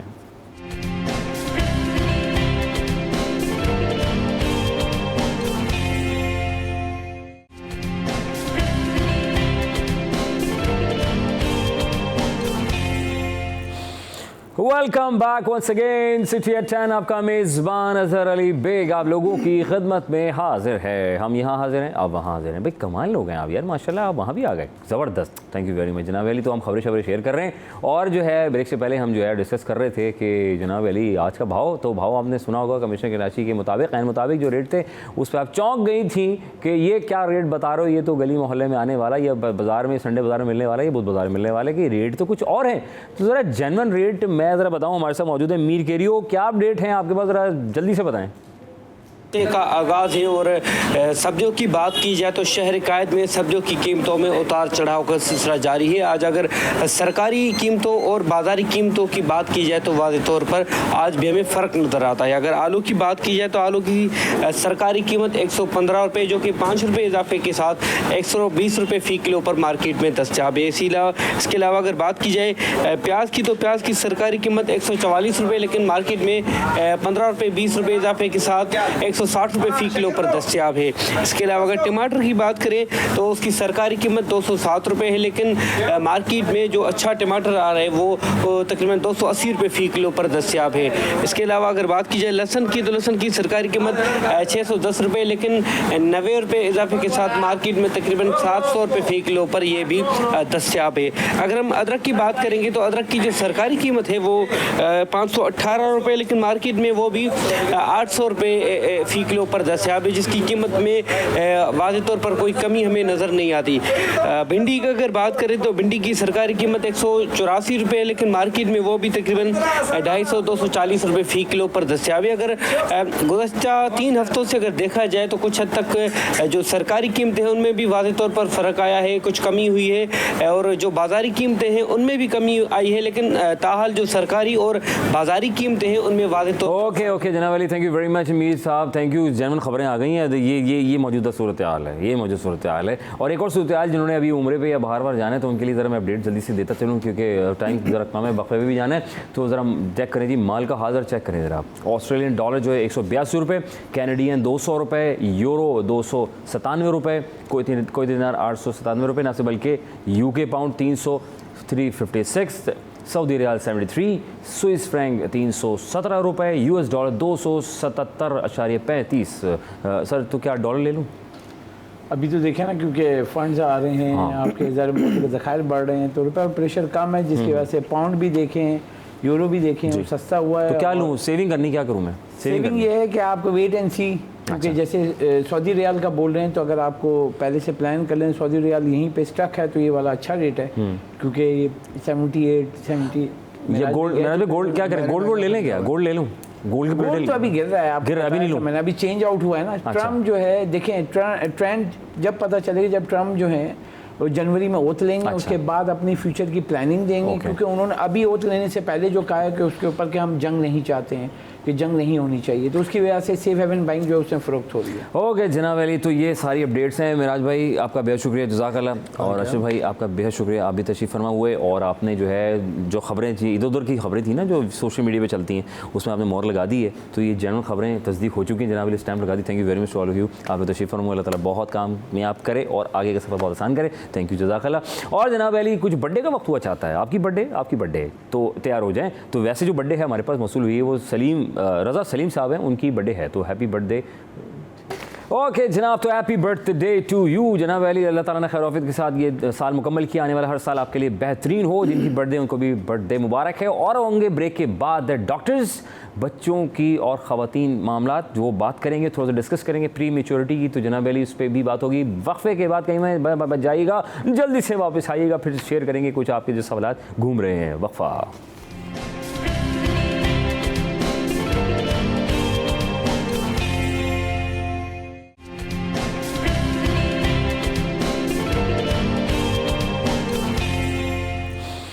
Welcome back once again CTHN, आपका मेज़बान अज़हर अली बेग आप लोगों की खिदमत में हाजिर है। जनाब अली, आप सोच रहे हो मैं यहाँ से क्या कर रहा हूँ? जनाब मैं यहाँ जो टेबल होती है, स्कूल में भी टेबल होती है, यूनिवर्सिटी में भी आप पेपर दे रहे होते हैं, तो मैं पेपर देने की कोशिश कर रहा था। तो मैं सोच रहा था कि अच्छा आज जो है अब हमने किस पे बात करनी है, तो अलाइंड करनी होती है अपनी चीज़ें, रन डाउन के मुताबिक हमने चलना होता है किसी मामला में, किसी भी ज़िंदगी में। अगर आप चाहते हैं कामयाब होने के लिए तो अपनी ज़िंदगी में रन डाउन बना लीजिए, एक पैरा बना लीजिए कि आज के ये मेरे गोल्स हैं, यही मिशंस हैं, तो वो बासानी मुकम्मल हो जाते हैं सब। तो जनाब अली, हम ब्रेक पे थे और ब्रेक से वापस आ चुके हैं। बहुत ख़ास टॉपिक है, ज़ाहिर है हम बात जो करने जा रहे हैं वो बहुत इंपॉर्टेंट है ख़वातीन के हवाले से, और जानना बहुत ज़रूरी है, इसलिए ताकि एहतियात यानी कि बहुत होनी चाहिए आपके लिए कि जितनी एहतियात की जाए उतना कम है। तो हम बात करें क़ब्ल वक्त पैदाइश का आलमी दिन। हर साल 17 नवंबर को दुनिया भर में जो है पैदाइश के बारे में आगाही फैलाता है, बताता है और मनाया जाता है, जिसमें क़ब्ल वक्त पैदाइश से मुताल्लिक़ अमवात, चैलेंजेस और उनसे बचाव की जो है उस तरीक़े इसमें शामिल होते हैं। न सिर्फ बल्कि इस दिन को आलमी इदारा सेहत WHO, न सिर्फ बल्कि हम बात करें पैन अमेरिकन हेल्थ ऑर्गेनाइजेशन यानी कि PAHO, अक़वाम मुत्तहिदा के बैनुल अक़वामी चिल्ड्रन एमरजेंसी फ़ंड, यूनिसेफ और मार्च ऑफ डाइम्स समेत मुख्तलिफ क़ौमी और बैनुल अक़वामी तंजीमें, हॉस्पिटल्स, गैर मुनाफा बख्श तंजीमें और सेहत के दीगर बहाल पेशा वराना अफराद दुनिया भर में क़ब्ल वक्त पैदाइश की मुश्किलात और बोझ के बारे में आगाही फैलाते हैं, बताते हैं, सरगर्मियाँ और खुसूसी तक़रीबात मुनक़्क़िद कराते हैं ताकि आपको जो है आगाही होती रहे। ज़रूरी है, अगर आपको नहीं मालूम या आपने किसी अपने करीबी डॉक्टर से रुजू नहीं किया है मामलात ज़िंदगी अज़दवाजी ज़िंदगी को आगे बढ़ाने से पहले, तो उसको कर लीजिए, ज़रूर कीजिए, और ताकि आपके लिए, आपकी फ़ैमिली के लिए बेहतर और मुस्बत जो है वो सिलसिला जारी और सारी रहे। इसके लिए हमने आज मदू किया है। हमारे पास हैं डॉक्टर आयशा याकूब साहिबा, आप असिस्टेंट प्रोफेसर हैं, असिस्टेंट गायनोलॉजिस्ट हैं। अस्सलाम वालेकुम, कैसी हैं आप? ठीक हैं, अल्हम्दुलिल्लाह। आपका बहुत शुक्रिया कि आप तशरीफ़ लेकर आएँ, और आज जो है हमने कुछ सीखना है, सिखाना है और आप तक पहुंचाना है। तो हम जो बात कर रहे थे कि हमारे यहाँ जो ना लोग मालूमात लेने से डरते हैं और कहते हैं यार हाँ बस ठीक चल तो रहा है, किसी से मशवरा ले लिया, किसी और से जिसकी शादी हो गई उससे मशवरा ले लिया, अच्छा तुम्हें ये हो रहा है तो यूँ कर लो, ऐसे हो रहा है तो वैसे कर लो। तो मैडम ये सारी चीज़ें हैं, तो इस पर ज़रा रोशनी डालें आज के दिन। देखिए आलमी दिन है, प्रीमेच्योरिटी का, जनाब प्रीमेच्योरिटी का, तो उसमें कल था तो prematurity like pre term birth, जी, वक्त से पहले बच्चे की जो है पैदाइश अब एक ग्लोबल इशू बन चुका है। अच्छा। ग्लोबल हेल्थ इशू है। ओके। और it cause exhaust the physical and mental health of the parents, health system as well as the nation as well. ठीक है। देखिए प्री टर्म जो है वक्त से पहले बच्चे की पैदाइश ना सिर्फ माँ के लिए एज वेल एज जो है वो बच्चे के लिए भी सही नहीं है। ठीक है। तो इसके लिए एक आगाही का प्रोग्राम में यही हम आपको बताना यही चाह रहे हैं कि आखिर प्री टर्म लेबर के क्या कॉजेज़ हो सकते हैं और इससे कैसे बचाया जा सकता है। तो प्री टर्म लेबर्स को अगर हम डिवाइड करें कि इसके क्या वजूहात हैं, इसकी इटियोलॉजी की बेसिस पे हम इसकी क्लासिफिकेशन करते हैं। लाइक कि एक आइट्रोजेनिक प्री टर्म लेबर होता है कि हम खुद वक्त से पहले बच्चे की पैदाइश करते हैं to save the mother and the baby. Okay. Second जो है वो फीमेल स्ट्रक्चरल कॉजेज़ होता है। अच्छा। लाइक फीमेल्स का जो रिप्रोडक्टिव ट्रैक है, यूट्रस है, सर्विक्स है, उसमें कोई कंजेनिटल एनॉमलीज हैं और उस कंजेनिटल एनॉमलीज में ख़ास वक्त तक जब बच्चा ग्रो करता है तो उसको प्री टर्म लेबर या प्री टर्म कॉन्ट्रैक्शंस शुरू हो जाती हैं और बच्चे की विलादत हो जाती है। तीसरी चीज़ जो है कि मदर को कोई मेडिकल डिसऑर्डर लाइक डायबिटीज़ है, अनकंट्रोल्ड हाइपरटेंशन है, लिवर डिजीज़ हैं, जिसकी वजह से बच्चे को प्री टर्म लेबर वक्त से पहले पैदाइश हो जाती है। थर्ड मेन वजह जो है वो है इन्फेक्शन। अच्छा, मदर का recurrent urinary infection, vaginal infection leads to pre term labour and other medical disorders like anaemia, माँ को जो है वो खून की कमी है या जो है वो अदर कोई क्रॉनिक डिजीज़ है, that's leads to pre term labour as well.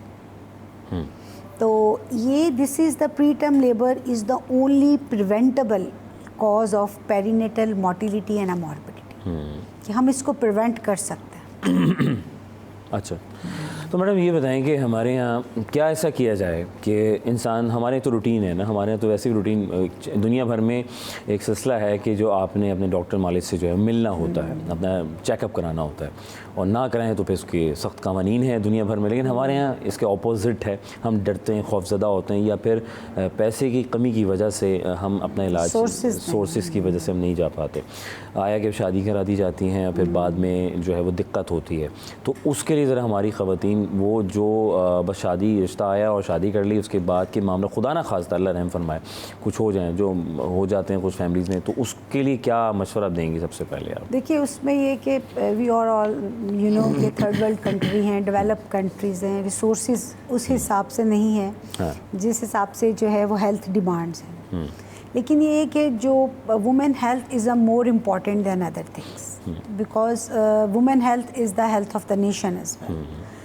तो इसमें फोकस ये करना है कि हम लोग अपने ये जो सोशल मीडियाज़ के प्लेटफॉर्म्स हैं या पब्लिक आगाही के जितने भी प्रोग्राम्स हैं या सेमिनार्स होते हैं, उसके थ्रू हम ये कहना चाहते हैं कि those who are in the reproductive age group, जो कि शादी करने जा रही हैं फीमेल्स और या जो कि ऑलरेडी शादी कर चुके हैं और now plan to the family, तो उसके लिए ये एक मैसेज है कि एक तो फॉलिक एसिड को अपनी ज़िंदगी का हिस्सा बनाएं। अच्छा, टैबलेट फॉलिक एसिड 5 मिलीग्राम की हर स्टोर से easily over the counter drug available.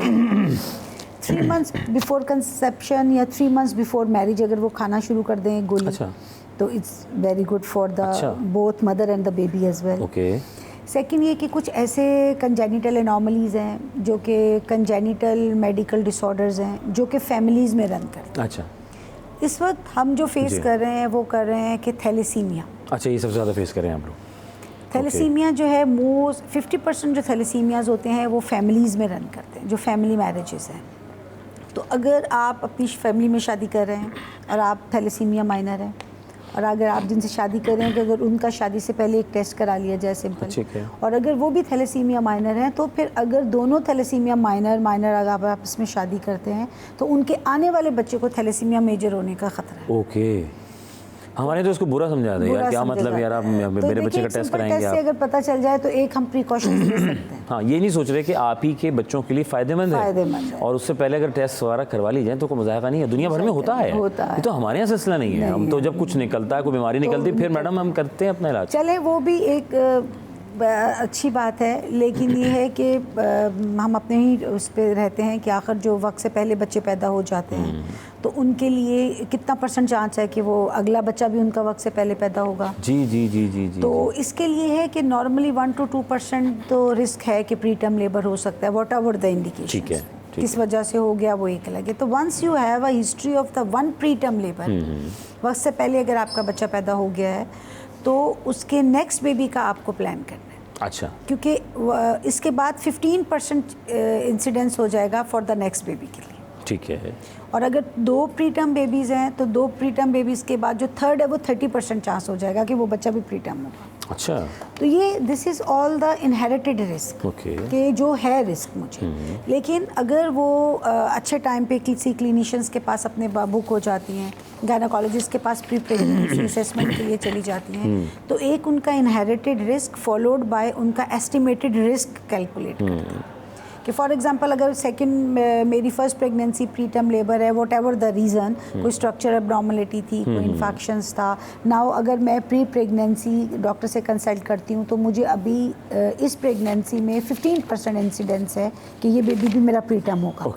लेकिन अगर मैं टाइमली एवेल्युएशन करती हूँ, डॉक्टर्स के मिल के उसका सोल्यूशन निकालते हैं कि why this babies and up with the pre term labour, तो उस असेसमेंट के बाद उनके सारा वर्कअप करने के बाद हम नेक्स्ट बेबी का एक एस्टिमेटेड रिस्क निकालेंगे for the pre term labour. अच्छा, ठीक है। तो इसमें क्या कोई खास ड्यूरेशन टाइम वगैरह आप बताते हैं उनको कि यार बिल्कुल, अगर पहले तो हिस्ट्री अगर प्रीमेच्योर हो गई फॉर एग्जांपल, वक्त से पहले हो गई, वक्त से पहले हो गया, तो उसका रीज़न क्या था? आइदर द आइट्रोजेनिक था कि खुद डॉक्टर ने उनका प्री टर्म लेबर कराया to save the mother and the baby, या जो है उनका कोई मेडिकल डिसऑर्डर था, या उनका कोई स्ट्रक्चरल एबनॉर्मलिटी थी कि जैसे बच्चादानी का मुंह छोटा था, तो उसके लिए तो बहुत अच्छा है कि हम नेक्स्ट प्रेगनेंसी में उनको टांका लगा सकते हैं। यूट्रस के बच्चादानी के मुंह पे एक टांका लग जाता है 12 हफ्ते की एज पे बेबी की, तो वो उससे आउटकम इम्प्रूव हो जाता है। अच्छा, अगर इन्फेक्शन की वजह से वाटर बैग लीक हो गया और प्री टर्म लेबर हो गया, तो उसको लिए इन्फेक्शंस को हम स्क्रीन कर लेते हैं पहले,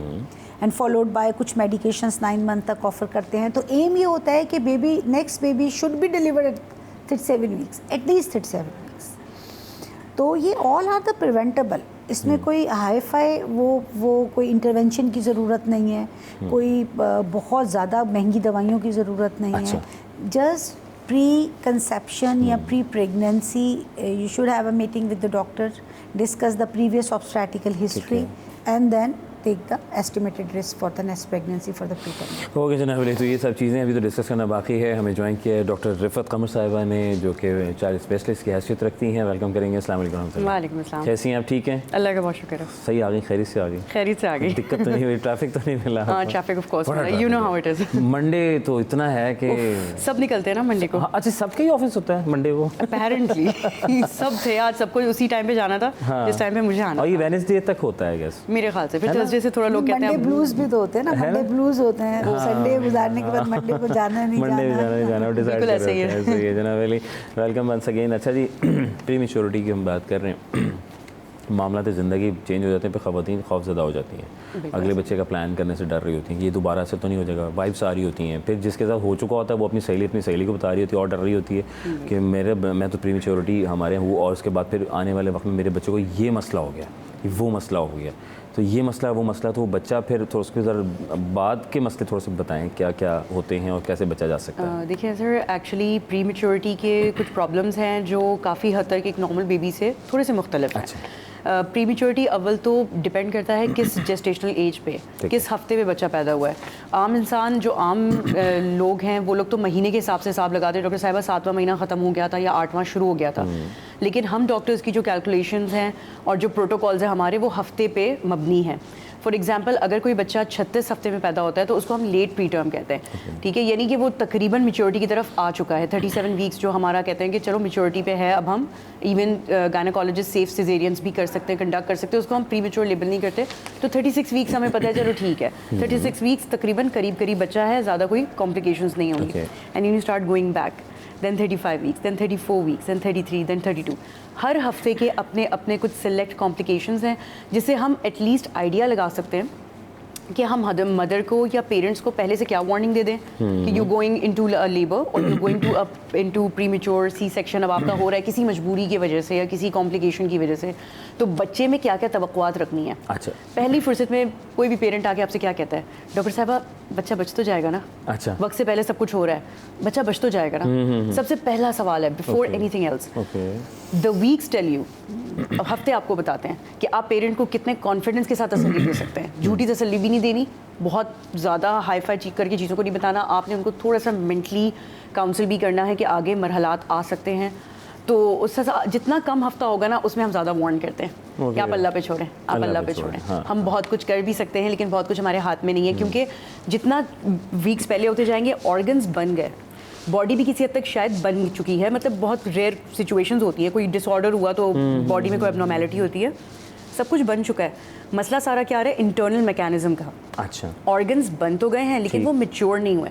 लंग्स मैच्योर नहीं हो पाते, ब्रेन जागता नहीं है, हार्ट चल रहा है, वो तो पेट में भी चल रहा था, और आपकी इवन गट सोई भी होती है। बच्चा अगर सांस भी ले रहा है ना, there are occasions when you can't feed the baby. अब वेट करो 24 घंटा या 48 घंटा, क्योंकि शायद प्लासेंटा में कोई मसला था जिसकी वजह से हम बच्चे को फ़ौरन से दूध भी नहीं पिला सकते, तो क्या वो बच्चा तहवील में रहता है। फिर हम पेरेंट्स को तसल्ली देते हैं, यू जस्ट वेट, वो दूध तो पीना शुरू करे, सही बात, फिर वो दूध पीने पे आए, फिर वो हजम भी करे। तो ये प्रीमेच्योरिटी के बड़े एक ऐसे तशवीशनाक मरहले हैं जो अक्सर नॉर्मल बेबीज़ में हम नहीं देखते, और ना ही हमें उसके लिए टेंशन लेने की ज़रूरत होती है। ठीक है जनाब अली, ब्रेक पे जा रहे हैं, ब्रेक से वापस आएंगे तो ये जानना भी ज़रूरी है कि क्या वो उसके बाद बच्चा संभल जाता है या ज़िंदगी भर उसके साथ कोई ना कोई मामला तो रह जाते हैं, या ये सारी मिथ हैं। वक्फे के बाद बात करते हैं।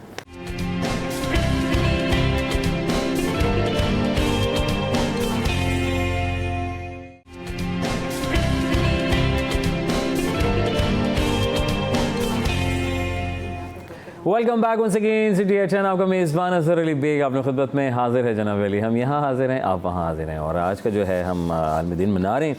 ज़ाहिर है प्री मेच्योरिटी यानी कि क़ब्ल वक्त पैदाइश का हो जाना और वक्त पूरा किए बगैर उस पर हम बात कर रहे हैं, आगाही फैला रहे हैं, कोशिश कर रहे हैं जनाब आलमी दिन के ज़ाहिर है 17 नवंबर को ये जो है दिन मनाया गया है, तो 17 नवंबर तो गुजर गई है।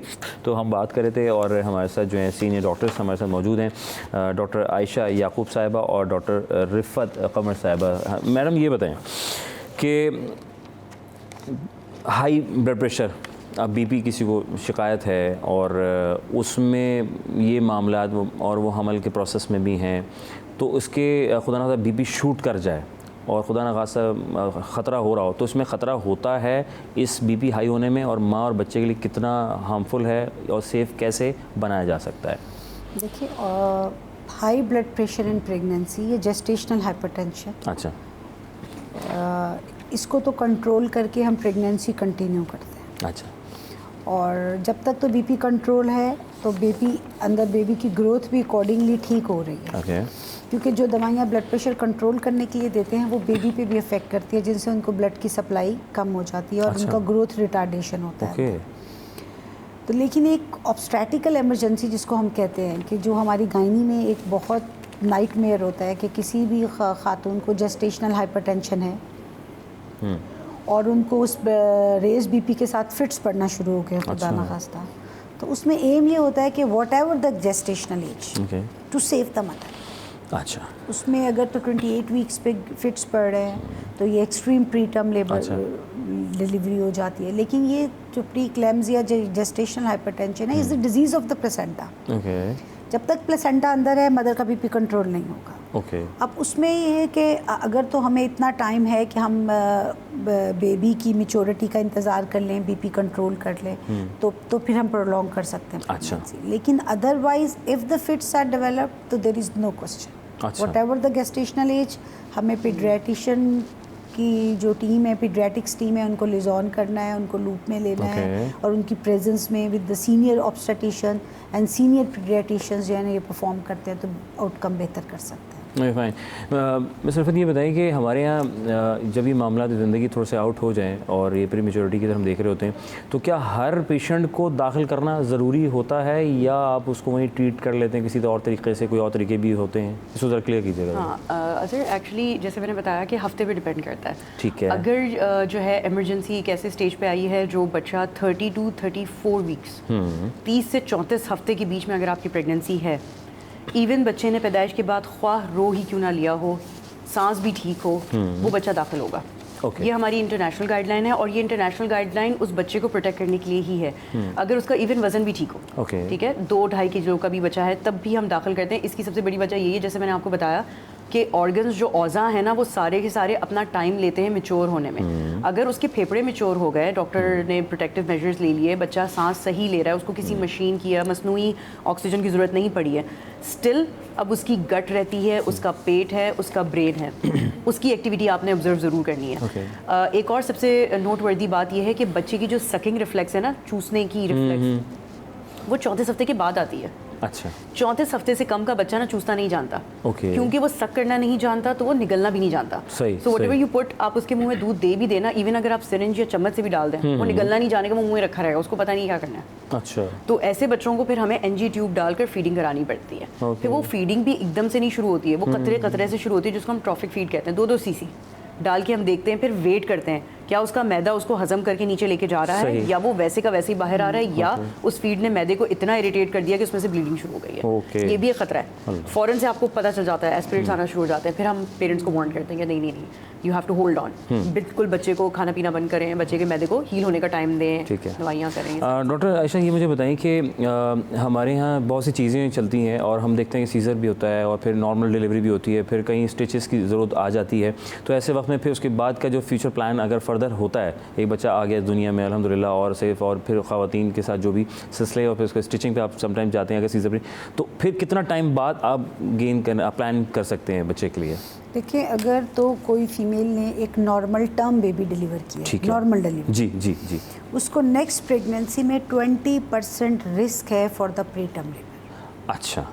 और अगर एक औरत ने पहला बच्चा प्री टर्म लेबर डिलीवर किया है जी, चाहे सीजर से चाहे नॉर्मल, ठीक है, उसको नेक्स्ट प्रेगनेंसी में 15% इंसिडेंस है for the pre term labour. तो अब आप देखें कि एक ने टर्म डिलीवर किया है उसको 20% है, और एक से एक प्री टर्म किया है उसको 15% है। तो ये थोड़ा सा इसको समझना इसलिए ज़रूरी है कि जो टर्म बेबी डिलीवर होते हैं तो हो सकता है उसमें सर्वाइकल इनकॉम्पिटेंसी हो जाए, जो बच्चे का पाथवे है वो प्रॉपरली वो डैमेज हो जाए या उसकी इनकॉम्पिटेंसी डेवलप हो जाए।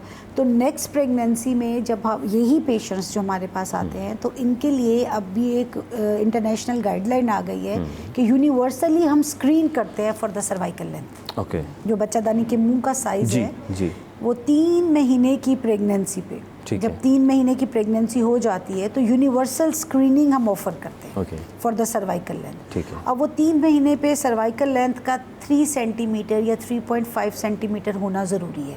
तो याद दहानी के लिए यही है कि 3/3 का रूल है। अच्छा, ठीक है। अगर तो वो सर्वाइकल लेंथ जो है वो 3 सेंटीमीटर से कम आ रही है या जैसे 2.8 आ रही है, तो उसके लिए सीरियल वी का पार्ट हम उनकी लेंथ को सर्वेलेंस करते हैं। अच्छा। कि जिस लेवल पे भी वो कम हुई तो एक स्टिच ऑफर कर देंगे। ठीक है। लेकिन अगर एक की बेस लाइन ही सर्वाइकल लेंथ शॉर्ट आ रही है तो उसको 3 मंथ्स पे 12 से 13 वीक्स पे हम सर्वाइकल सर्कलाज जी के बच्चेदानी के मुंह पे एक टांका लगा देते हैं। ठीक है। अंडर लोकल और रीजनल एनेस्थीसिया में होता है, ओटी में लगाते हैं, और इससे हम जो है इस प्रेगनेंसी को टर्म तक लाइक 37 वीक्स तक ले जाते हैं। Okay, fine. और सेफ प्रिवेंटिव होता है। This is a very much preventive method and a very common. लेकिन थिंग इज़ दैट कि जब आप यूनिवर्सल स्क्रीनिंग ऑफर नहीं कर रहे हैं, देखिए we are in a third world country, ठीक है, हमारे पास ऑलरेडी हेल्थ का इतना लोड है, तो जो प्रिवेंटेबल कॉज है अगर हम उसकी टाइमली मेजरमेंट्स लें और उसको प्रिवेंट करें तो ट्रीटमेंट की तो नौबत नहीं आएगी। चलिए जी, वक्त की बड़ी कमी है और बहुत कुछ सवाल और कोशिश हमने की कि आप तक डिलीवर करें। डॉक्टर आयशा यकूब आपका बहुत शुक्रिया, जज़ाकल्लाह। और डॉक्टर रिफत कमर साहब आपका बहुत शुक्रिया, जज़ाकल्लाह। अल्लाह ताला बहुत कामयाब करे आप लोगों को और आज के मिशन पूरे गोल हों। कोशिश हमने की जनाब अली इस टॉपिक को जिस हद तक आप तक पहुँचाने डिलीवर करने के लिए। तो अब उम्मीद पे दुनिया कायम है और सब्र शुक्र करती जाइए, अल्लाह ताला से रुजू करते रहिए, ज़िंदगी आसान बनाइए। वक्फे के बाद आपसे बात करेंगे मज़ीद एक और ख़ास टॉपिक के ऊपर जो आपके लिए बहुत इंपॉर्टेंट है आपकी ज़िंदगी के लिए।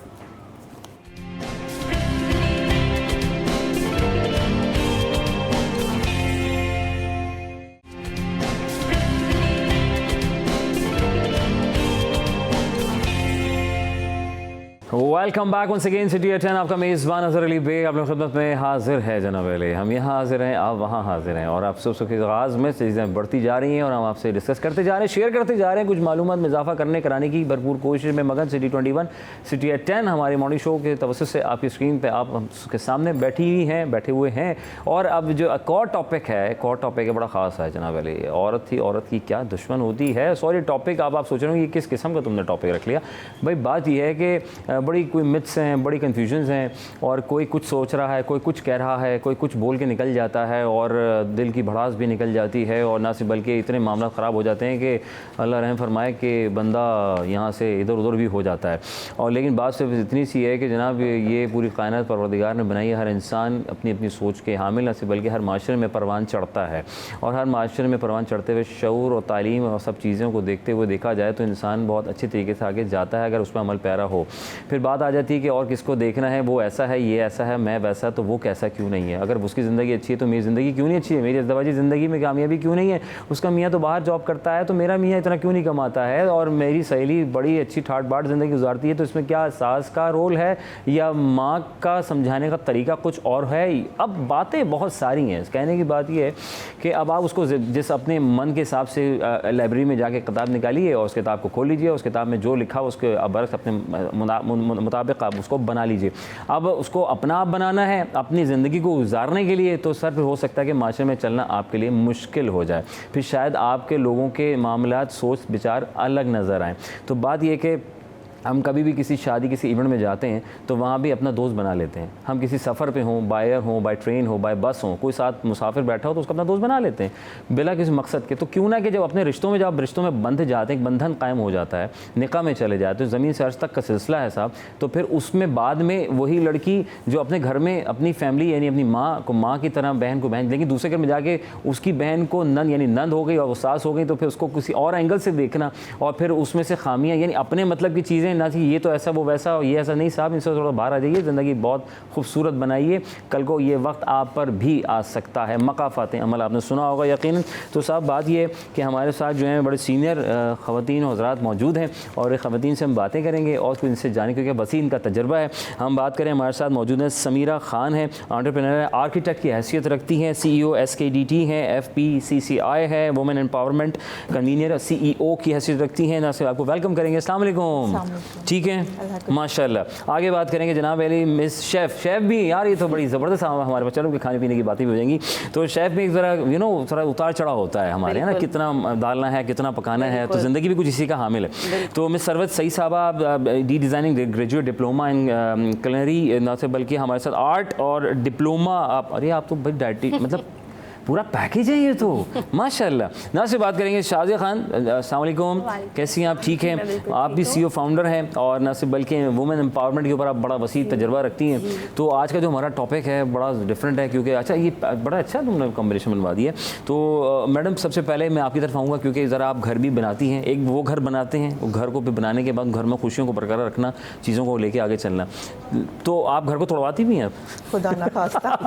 हाँ, अगर गलत जगह बन जाए इस तरह का तो सिलसिला नहीं, मैं तो इसी बात कर रहा हूँ ना, हमारे होता है गलत बीम, गलत आपने जगह पे गलत दीवार लगा दी, यहाँ तो कोई सिलसिला नहीं है। नहीं देखें, मेरा काम बेसिक लेआउट से लेकर पूरा एंड तक फाइनल फिनिशेस तक होता है, लेकिन घर जो है वो घर वालों से बनता है। क्या बात है, क्या बात। और वो उसमें रहने वाले लोगों का उसमें बहुत बड़ा अमल दखल होता है। दीवारें खाली जो है वो घर नहीं बन सकती। हाँ, नो डाउट, नो डाउट, खूबसूरती यही है मिस सरवत। ऐसे बिल्कुल ऐसा ही है। आप बहुत सारी चीज़ें मिलके एक घर को बनाती हैं और घर बहुत ही बड़ा हसीन बनाओ, लेकिन अंदर अगर उसका माहौल एक दूसरे से मिला जुला, एक दूसरे के साथ लो कनेक्टिंग ना हो तो वो नहीं। घर वो है जहाँ पर सुकून हो और कोई किसी का दुश्मन ना हो। हाँ, कोई दुश्मन ना हो। शादी चक्कर क्या है, हम क्यों एक दूसरे के दुश्मन हो जाते हैं? कुछ क्या हमारे पास पावर आ जाती है खुदा ना खास्ता, क्या हमारे पास पैसा आ जाता है, ये फितरी औरत या वेस्टर्न को कॉपी कर रहे हैं समथिंग लाइक कुछ अपने अंदाज में? अंदर एक फितरी जज्बा है कि उसके अंदर जेलसी का मादा शुरू से ही है जो औरत को इस तरह का बना देता है। दुश्मनी, और जो औरत का चल रहा है आजकल दुश्मनी का कि औरत की दुश्मन है, लेकिन ये बात ऐसा है, लेकिन ऐसा हर मतलब 100% पॉसिबल नहीं है। बराबर नहीं होती, नहीं ऐसा नहीं है, बहुत अच्छा भी है, बहुत अच्छे जो है रिश्ते भी बनते हैं, चाहे वो सास का हो, नंद का हो, बहन का हो, भाभी का हो, अच्छे भी बनते हैं, लेकिन उनमें ये है कि बुरे भी होते हैं। बुरे इस सेंस में होते हैं, बुरे किसे कहेंगे आप? बुरे इस सवाल है, बुरे सेंस में कहूँगी कि जहाँ पे ज्यादती हो, किसी भी या हमारी सोच ना मिलती हो, किसी भी लिहाज से ज्यादती हो। अच्छा, कि अगर आप कुछ नहीं कर रहे, आप बहुत अच्छा पहना रहे, उड़ा रहे, लेकिन जो उसकी मर्जी है, जिस तरह से वो रहना चाह रही है, आप उसके खिलाफ चलवाएंगे, यूँ चलो, तो ये सोचना चाहिए कि जैसा इंसान का माइंड है ना उस तरफ उसको उसका फ्रीडम देना चाहिए कि उस तरह चले। बहुत से कपड़े पहनने में भी इवन ये बिल्कुल ऐसी चीज़ें जो बहुत हाईलाइट नहीं होती, लेकिन आपकी ड्रेसिंग या आपकी पसंद ये चीज़ भी बहुत काउंट करती है कि वो कैसा पसंद करती हैं। अगर बहू बनकर आई है आप अपने घर में, वो जिस तरह, फिर यहाँ आके अगर चेंज करना चाहो तो बाज़ दफ़ा वो भी उसको जो है वो अच्छा नहीं लगता। हाँ। तो ये है कि जो आई है शादी होके, बिल्कुल जो आई है, हाँ। क्योंकि क्यों नहीं अच्छा लगता ये जानना है ब्रेक के बाद। क्यों नहीं अच्छा लगता, ब्रेक के बाद बताते हैं आपको।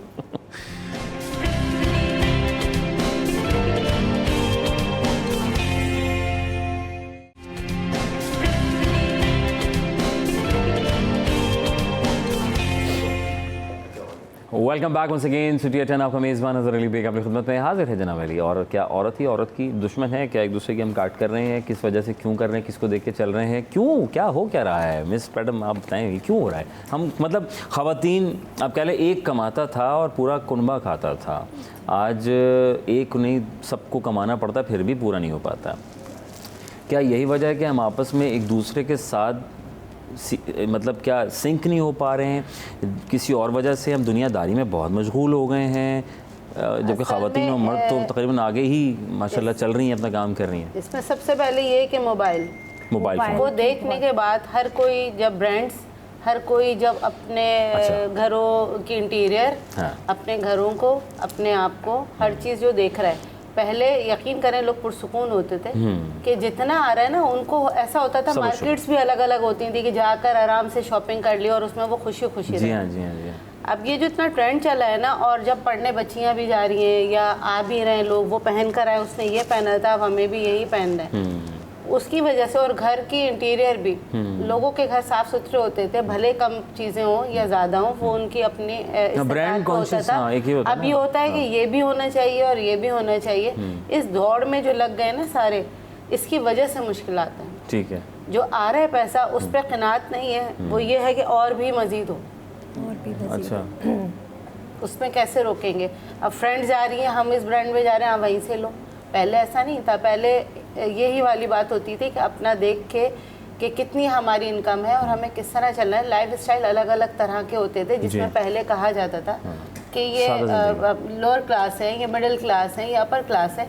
खुदा ना खास्ता वो किसी इज्जत या उस वजह से नहीं, मगर ये था कि कितनी इनकम है और किस लिहाज से वो लोग रह रहे हैं। अब ये चीज़ सब ख़त्म हो गई। अब सब उसकी दौड़ में कि हम भी बहुत कुछ ले लें, हम भी बहुत कुछ पहन लें, तो बस उस वजह से थोड़ी कन्फ्यूजन है, जिसको पूरा फैमिली सरवाइव कर रही होती है इस वजह से कि किस तरह हम इस दौड़ में आए। मिस शाज़िया बताएं कि अभी रिसेंटली भी बड़ी खबर ब्रेक हुई थी जी, सियालकोट का जो वाक़या हुआ था, डस्का वाला, जी जी, जिसमें बहू को जो है उन्होंने ज़िबा कर दिया, ज़िबा कर दिया और चेहरा बिल्कुल ही ख़राब कर दिया गया। वही जेलसी जी, उसकी खूबसूरती से जल के कि उसका चेहरा तक बिल्कुल ही ख़राब कर दिया गया। यही जेलसी औरत और औरत की जो जेलसी, तो औरत है जी जी, इस वजह से तो औरत थी जी, औरत थी, औरत की। यहाँ पे मैं वही पॉइंट दोबारा अपना एक हाईलाइट करना चाहूँगी कि बेशक आप उसको बहुत हाई पैमाने पे नहीं, लेकिन बेसिक एजुकेशन जो है ना वो बहुत ज़रूरी है। उसके बगैर जो है कोई भी एक घर नहीं तकमील पा रहा, पूरा माशरा तकमील पा रहा है जी। और उसके लिए सबसे पहले अब आप ये इस तरह के जितने भी किस्से सुनते हैं, छोटे बच्चे जो हैं वो हैरेसमेंट का शिकार हो रहे हैं या इस किस्म की चीज़ें हैं, वो क्या है आप मुझे बताएं। अगर मज़हब से दूरी नंबर 1, जो हमें नहीं पता कि हमारे नबी सल्लल्लाहु अलैहि वसल्लम की क्या सुन्नत रही है, हम सादा ज़िंदगी को एडॉप्ट करना। गांव देहातों में तेज़ी से टिकटॉक तो पहुंच गया, ये सब कुछ तो पहुंच गया, लेकिन जो बेसिक एक मैनरिज्म, एक डिसिप्लिन है ज़िंदगी गुजारने का, वो नहीं पहुंचा है। उन चीज़ों से दूरी है और बहुत बढ़ती जा रही है। और इसका शिकार जो है वो फिर अंजाम इन्हीं तरह की जो हमें ख़बरें, ये स्टोन एज में होता था पुराने ज़माने में, लेकिन ये ख़बरें अब और ज़्यादा आ रही हैं। मैडम ये आज भी हैं, ये आज भी हैं, अब पहले से ज़्यादा आ रही हैं, ज़्यादा हो रही हैं ज़्यादा। ये जो मैडम ने कहा मिस सरवत ने कि ये जो मोबाइल फ़ोन एक गैजेट जो है माजरत के साथ, जहाँ ये फ़ायदेमंद है, लेकिन माजरत के साथ जैसे मैडम ने फरमाया कि मिस समीरा ने कि हमारे यहाँ शऊर की कमी है, तालीमी कमी है, जिसकी वजह से हम आज भी कहने को बड़ा मॉडर्नाइज अपने आप को समझ रहे हैं दिमागी तौर पर, लेकिन इसको अब क्या पैगाम है आपकी तरफ से? पैगाम क्योंकि यहाँ पर ये जो वाक़या हुआ है ना, इस पर मेन वजह यह है कि उसके हस्बैंड ने को पैसे उसके नाम पे भेज दिए। अच्छा, इस वजह से अब आप देखें ना, इतनी सी बात को वो कितनी बड़ी के एक और यहाँ औरत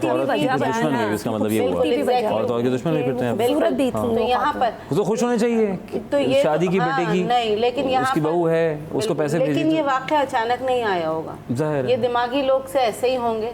तो इससे पहले ये मोबाइल में कोई स्टोरी पढ़ ली होगी, पड़ोस की कोई स्टोरी पढ़ ली होगी, शादी आप क्या कहेंगी? मीडिया से भी काफ़ी ये लोग वो होते हैं, मीडिया से भी सीख रहे हैं सारी चीज़ें, मीडिया भी इसमें रोल अदा कर रहा है मेरे ख्याल में। जेलसी जी, बहुत सारी मीडिया से सीख के वो मैडम बता रहे हैं कि ये आइडिया जो था, वो जो डस्का वाला मोबाइल फोन का जो आप कह रही हैं, मूवी से आया था। मैं तो बिल्कुल एग्जैक्टली ये कह रही हूँ कि इसी से लोग सीख रहे हैं। बहुत नेगेटिव पॉइंट लोग ले रहे हैं, पॉजिटिव पॉइंट कोई नहीं लेता। कैसे करें मैडम शादी? इनको नहीं, पॉजिटिव कैसे बने? पॉजिटिव ये लेना चाहिए कि पॉजिटिव रहना चाहिए, नेगेटिव पॉइंट नहीं लेना चाहिए और इस तरह की नहीं करनी चाहिए। मोहब्बत और भाई, अभी तो जवानी का वक्त है ना, जुनून है, जज्बा है ना, कल को बूढ़ा भी होना है, मतलब कल को उसकी भी बेटी हो सकती है। बिल्कुल ऐसे प्लीज़ मैडम आपकी तरफ से कोई पैगाम? मेरी तरफ से पैगाम यही है कि वाकई के लोग ना कोशिश करें पॉजिटिव होने की और अपनी ज़िंदगी और अपने आप से मतलब रखें। दूसरों पे तनकीद या सबकी ज़िंदगी देखें, उन्हें अल्लाह ताला ने दी अपनी मर्ज़ी से गुजारने का उनको हक है। गलत बातों में अपने बच्चों को भी समझाएं, लेकिन आगे उनको अपनी ज़िंदगी उनके तौर पे जीने दें। मेरा बस इतना है, जो मैं अपना एक्सपीरियंस ही समझती हूँ, पूरी ज़िंदगी का मेरा निचोड़ है कि इधर उधर की बातें, दूसरों की तकलीद करने से बेहतर है कि अपनी लाइफ के ऊपर, अपनी ज़िंदगी, अपनी शख्सियत के ऊपर काम करें, उसको बेहतर बनाने की कोशिश करें, देख के कि उसने क्या किया, उसके घर में क्या आया है, मैंने क्या पहना है, उसने क्या, इससे बेहतर आप उस रिसोर्सेज को जनरेट करने की कोशिश करें कि मैं ऐसा क्या कर सकती हूँ कि मैं खुद अपनी सोर्स ऑफ इनकम बढ़ाऊँ और उससे जो है मेरा पूरा घर ये तमाम फैसिलिटीज़ इंजॉय करे, प्रोडक्टिव बनाए अपने आप को। थैंक यू वेरी मच, जज़ाकल्लाह। खुश रहें, आबाद रहें और पॉजिटिव बातें भी हमने की हैं। और ये मोबाइल फ़ोन का इस्तेमाल वहाँ करें जब आपको ज़रूरत है, हर जगह नहीं इस्तेमाल करें। पॉजिटिव वक्फा।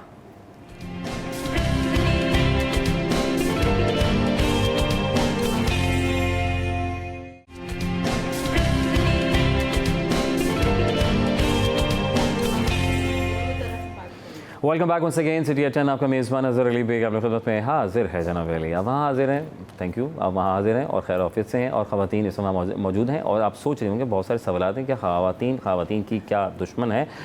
टॉपिक कुछ ऐसा है, लेकिन ऐसा हरगिज़ नहीं है। मैडम हम थे मिस सरवत, प्लीज़। बिल्कुल, उससे आगे कंटिन्यू ये करेंगे कि सोच अपनी मुस्बत रखनी चाहिए। ठीक है, उससे आपका घर खुद ब खुद जो है वो बग़ैर टेंशन का और बग़ैर प्रॉब्लम्स का हो जाएगा कि अगर सास ये वैसे काफ़ी ट्रेंड चेंज हो रहा है। ये एक वक्त था कि बहुत दुश्मन सही समझा जाता था, लेकिन अल्हम्दुलिल्लाह कि अब बहुत ट्रेंड चेंज हो रहा है। दुश्मन क्या होता है मुझे समझ नहीं आता। दुश्मन ये होता है, हम क्या पाक भारत में रहते हैं क्या? नहीं, दुश्मन मीन्स ये होता है कि आप कहीं वो जा रही है या तैयार हैं या घूम रहे हैं या बेटे के साथ ज़्यादा टाइम स्पेंड कर रहे हैं, तो उसमें एक नेगेटिव सोच के हमारे साथ नहीं।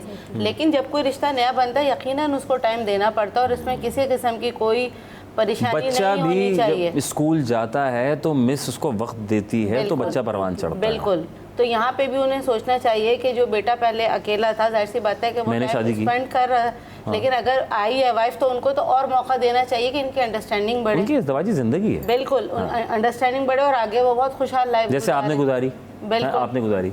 मिस आप बताएं, आप भी तो गुजार रही हैं ना, कैसे गुजार रही हैं, बताएं ज़रा अपने बारे में, बताएं अपना एक्सपीरियंस शेयर करें ज़रा। मेरे हिसाब से जो है औरत की दुश्मन ये बड़ा ओल्ड एक कॉन्सेप्ट हो चुका है और इससे अब आगे बढ़ के जो हम जिस प्रोफेशनल लाइफ में ओल्ड इज गोल्ड हो गया, कह रहा ओल्ड इज गोल्ड हो गया, सपोर्ट करते हैं, बहुत ज़्यादा सपोर्ट करते हैं, जूनियर सीनियर्स को, सीनियर जूनियर्स को, प्रोफेशनल लाइफ हो, चाहे आपकी एकेडमिक लाइफ हो, आपकी रोज़मर्रा की ज़िंदगी हो, आपकी फैमिली लाइफ हो।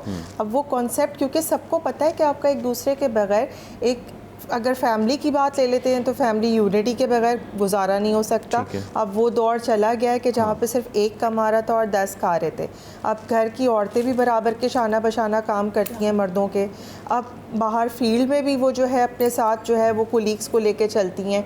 तो औरत तो मुल्क की बैकबोन है, हम उसको कैसे इग्नोर कर सकते हैं कि जो है वो चाहे मईशत में अपना रोल अदा नहीं कर रही, या ये हमारी बहन है, ये एक शेफ़ हैं, तो सब अपना अपना, पहले शेफ़ का कॉन्सेप्ट इतना वो नहीं था, अब मर्द भी शेफ़ हैं, अब औरतें भी शेफ़ हैं, तो तमाम चीज़ों में जो है औरतों का एक बड़ा बैलेंस, एक एम्पावरमेंट रोल है जिसको आप चाह के भी हम जो है इग्नोर नहीं कर सकते। नहीं कर सकते, बिल्कुल। शादी बताएं कि हमारे यहाँ तो ये भी देखा जाता है कि शादी ब्याह में जाते हैं, हमने अच्छा पहन लिया, यहाँ भी जेलसी आ गई, इसने क्यों अच्छा पहन लिया, भाई पहन लिया यार, खुश हो जी, खुश उसकी हो। खुशी में खुश हो कि उसको बल्कि उसकी तारीफ करो, तारीफ करनी ना कि उसके चाहिए। दिल में जेलसी। हाँ जी, तारीफ करनी चाहिए। मैं वुमेन एम्पावरमेंट पे काम करती हूँ और सारी ख़वातीन मिलके ही काम करती हैं और एक दूसरे को सपोर्ट करती हैं। जेलसी किसी में नहीं है और होना भी नहीं चाहिए। और अभी भी ऐसी फैमिलीज़ हैं जो जॉइंट फैमिली सिस्टम में रहती हैं और एक दूसरे को सपोर्ट करते हैं और अच्छे तरीके से रहते हैं। अभी भी ऐसा है।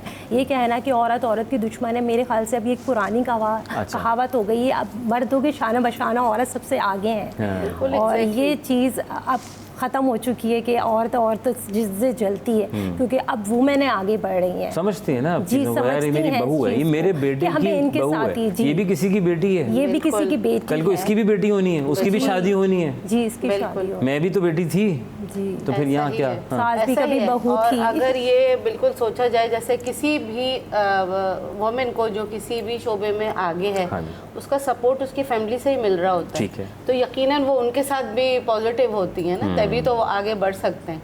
जैसे मैं अगर आज कोई काम कर रही हूँ या ये हम लोग, तो हमारी फैमिली सपोर्ट है। अब फैमिली सपोर्ट में भाभियाँ भी हैं, बहुएं भी हैं, बेटियाँ भी हैं, हस्बैंड भी है, तो जाहिर सी बात है वो सब कुछ मिलके ही एक अच्छा रोल प्ले होता है जिससे कोई भी वुमेन आगे जा सकती है। हाँ, दुश्मनी उस सेंस में कि जेलसी नहीं होना चाहिए, क्योंकि जेलसी जिसमें है वो अपना ही नुकसान कर रहा है, वो अपने साथ ही ज्यादती कर रहा है। जाहिर है जेलसी होने से बीमारियाँ, टेंशन, ये सारी चीज़ें होंगी, तो जाहिर है फिर वो ढूंढ रहे होते हैं कि स्किन खराब हो रही है, बाल खराब हो जाएगी, जेलिस हो के वो छोड़ दें। भाई आप तो अभी भी देखें ना कि अभी भी देवरानियाँ जेठानियाँ जो हैं, कुछ इलाके अभी ही है जो हमारे बहुत से, वहाँ अभी भी जेलिसी का फुकदान तबीयत से भरा हुआ है। उन्हीं के लिए मैं कह रही हूँ छोड़ दें। 24 घंटों पे भी बात हम कहीं अभी भी देखने पे आ रही है, उसकी काट की जा रही है, और 90% जाती हैं बाबाओं मुल्लाओं के पास जाती हैं। अच्छा, मर्द नहीं होते? बिल्कुल ऐसा ही है, ऐसा ही है रिसर्च के मुताबिक ये जहालत है ना, बिल्कुल जी, पढ़ लिख के भी जहालत है। ये नहीं कि मैं कह रही हूँ अल्लाह माफ करे कि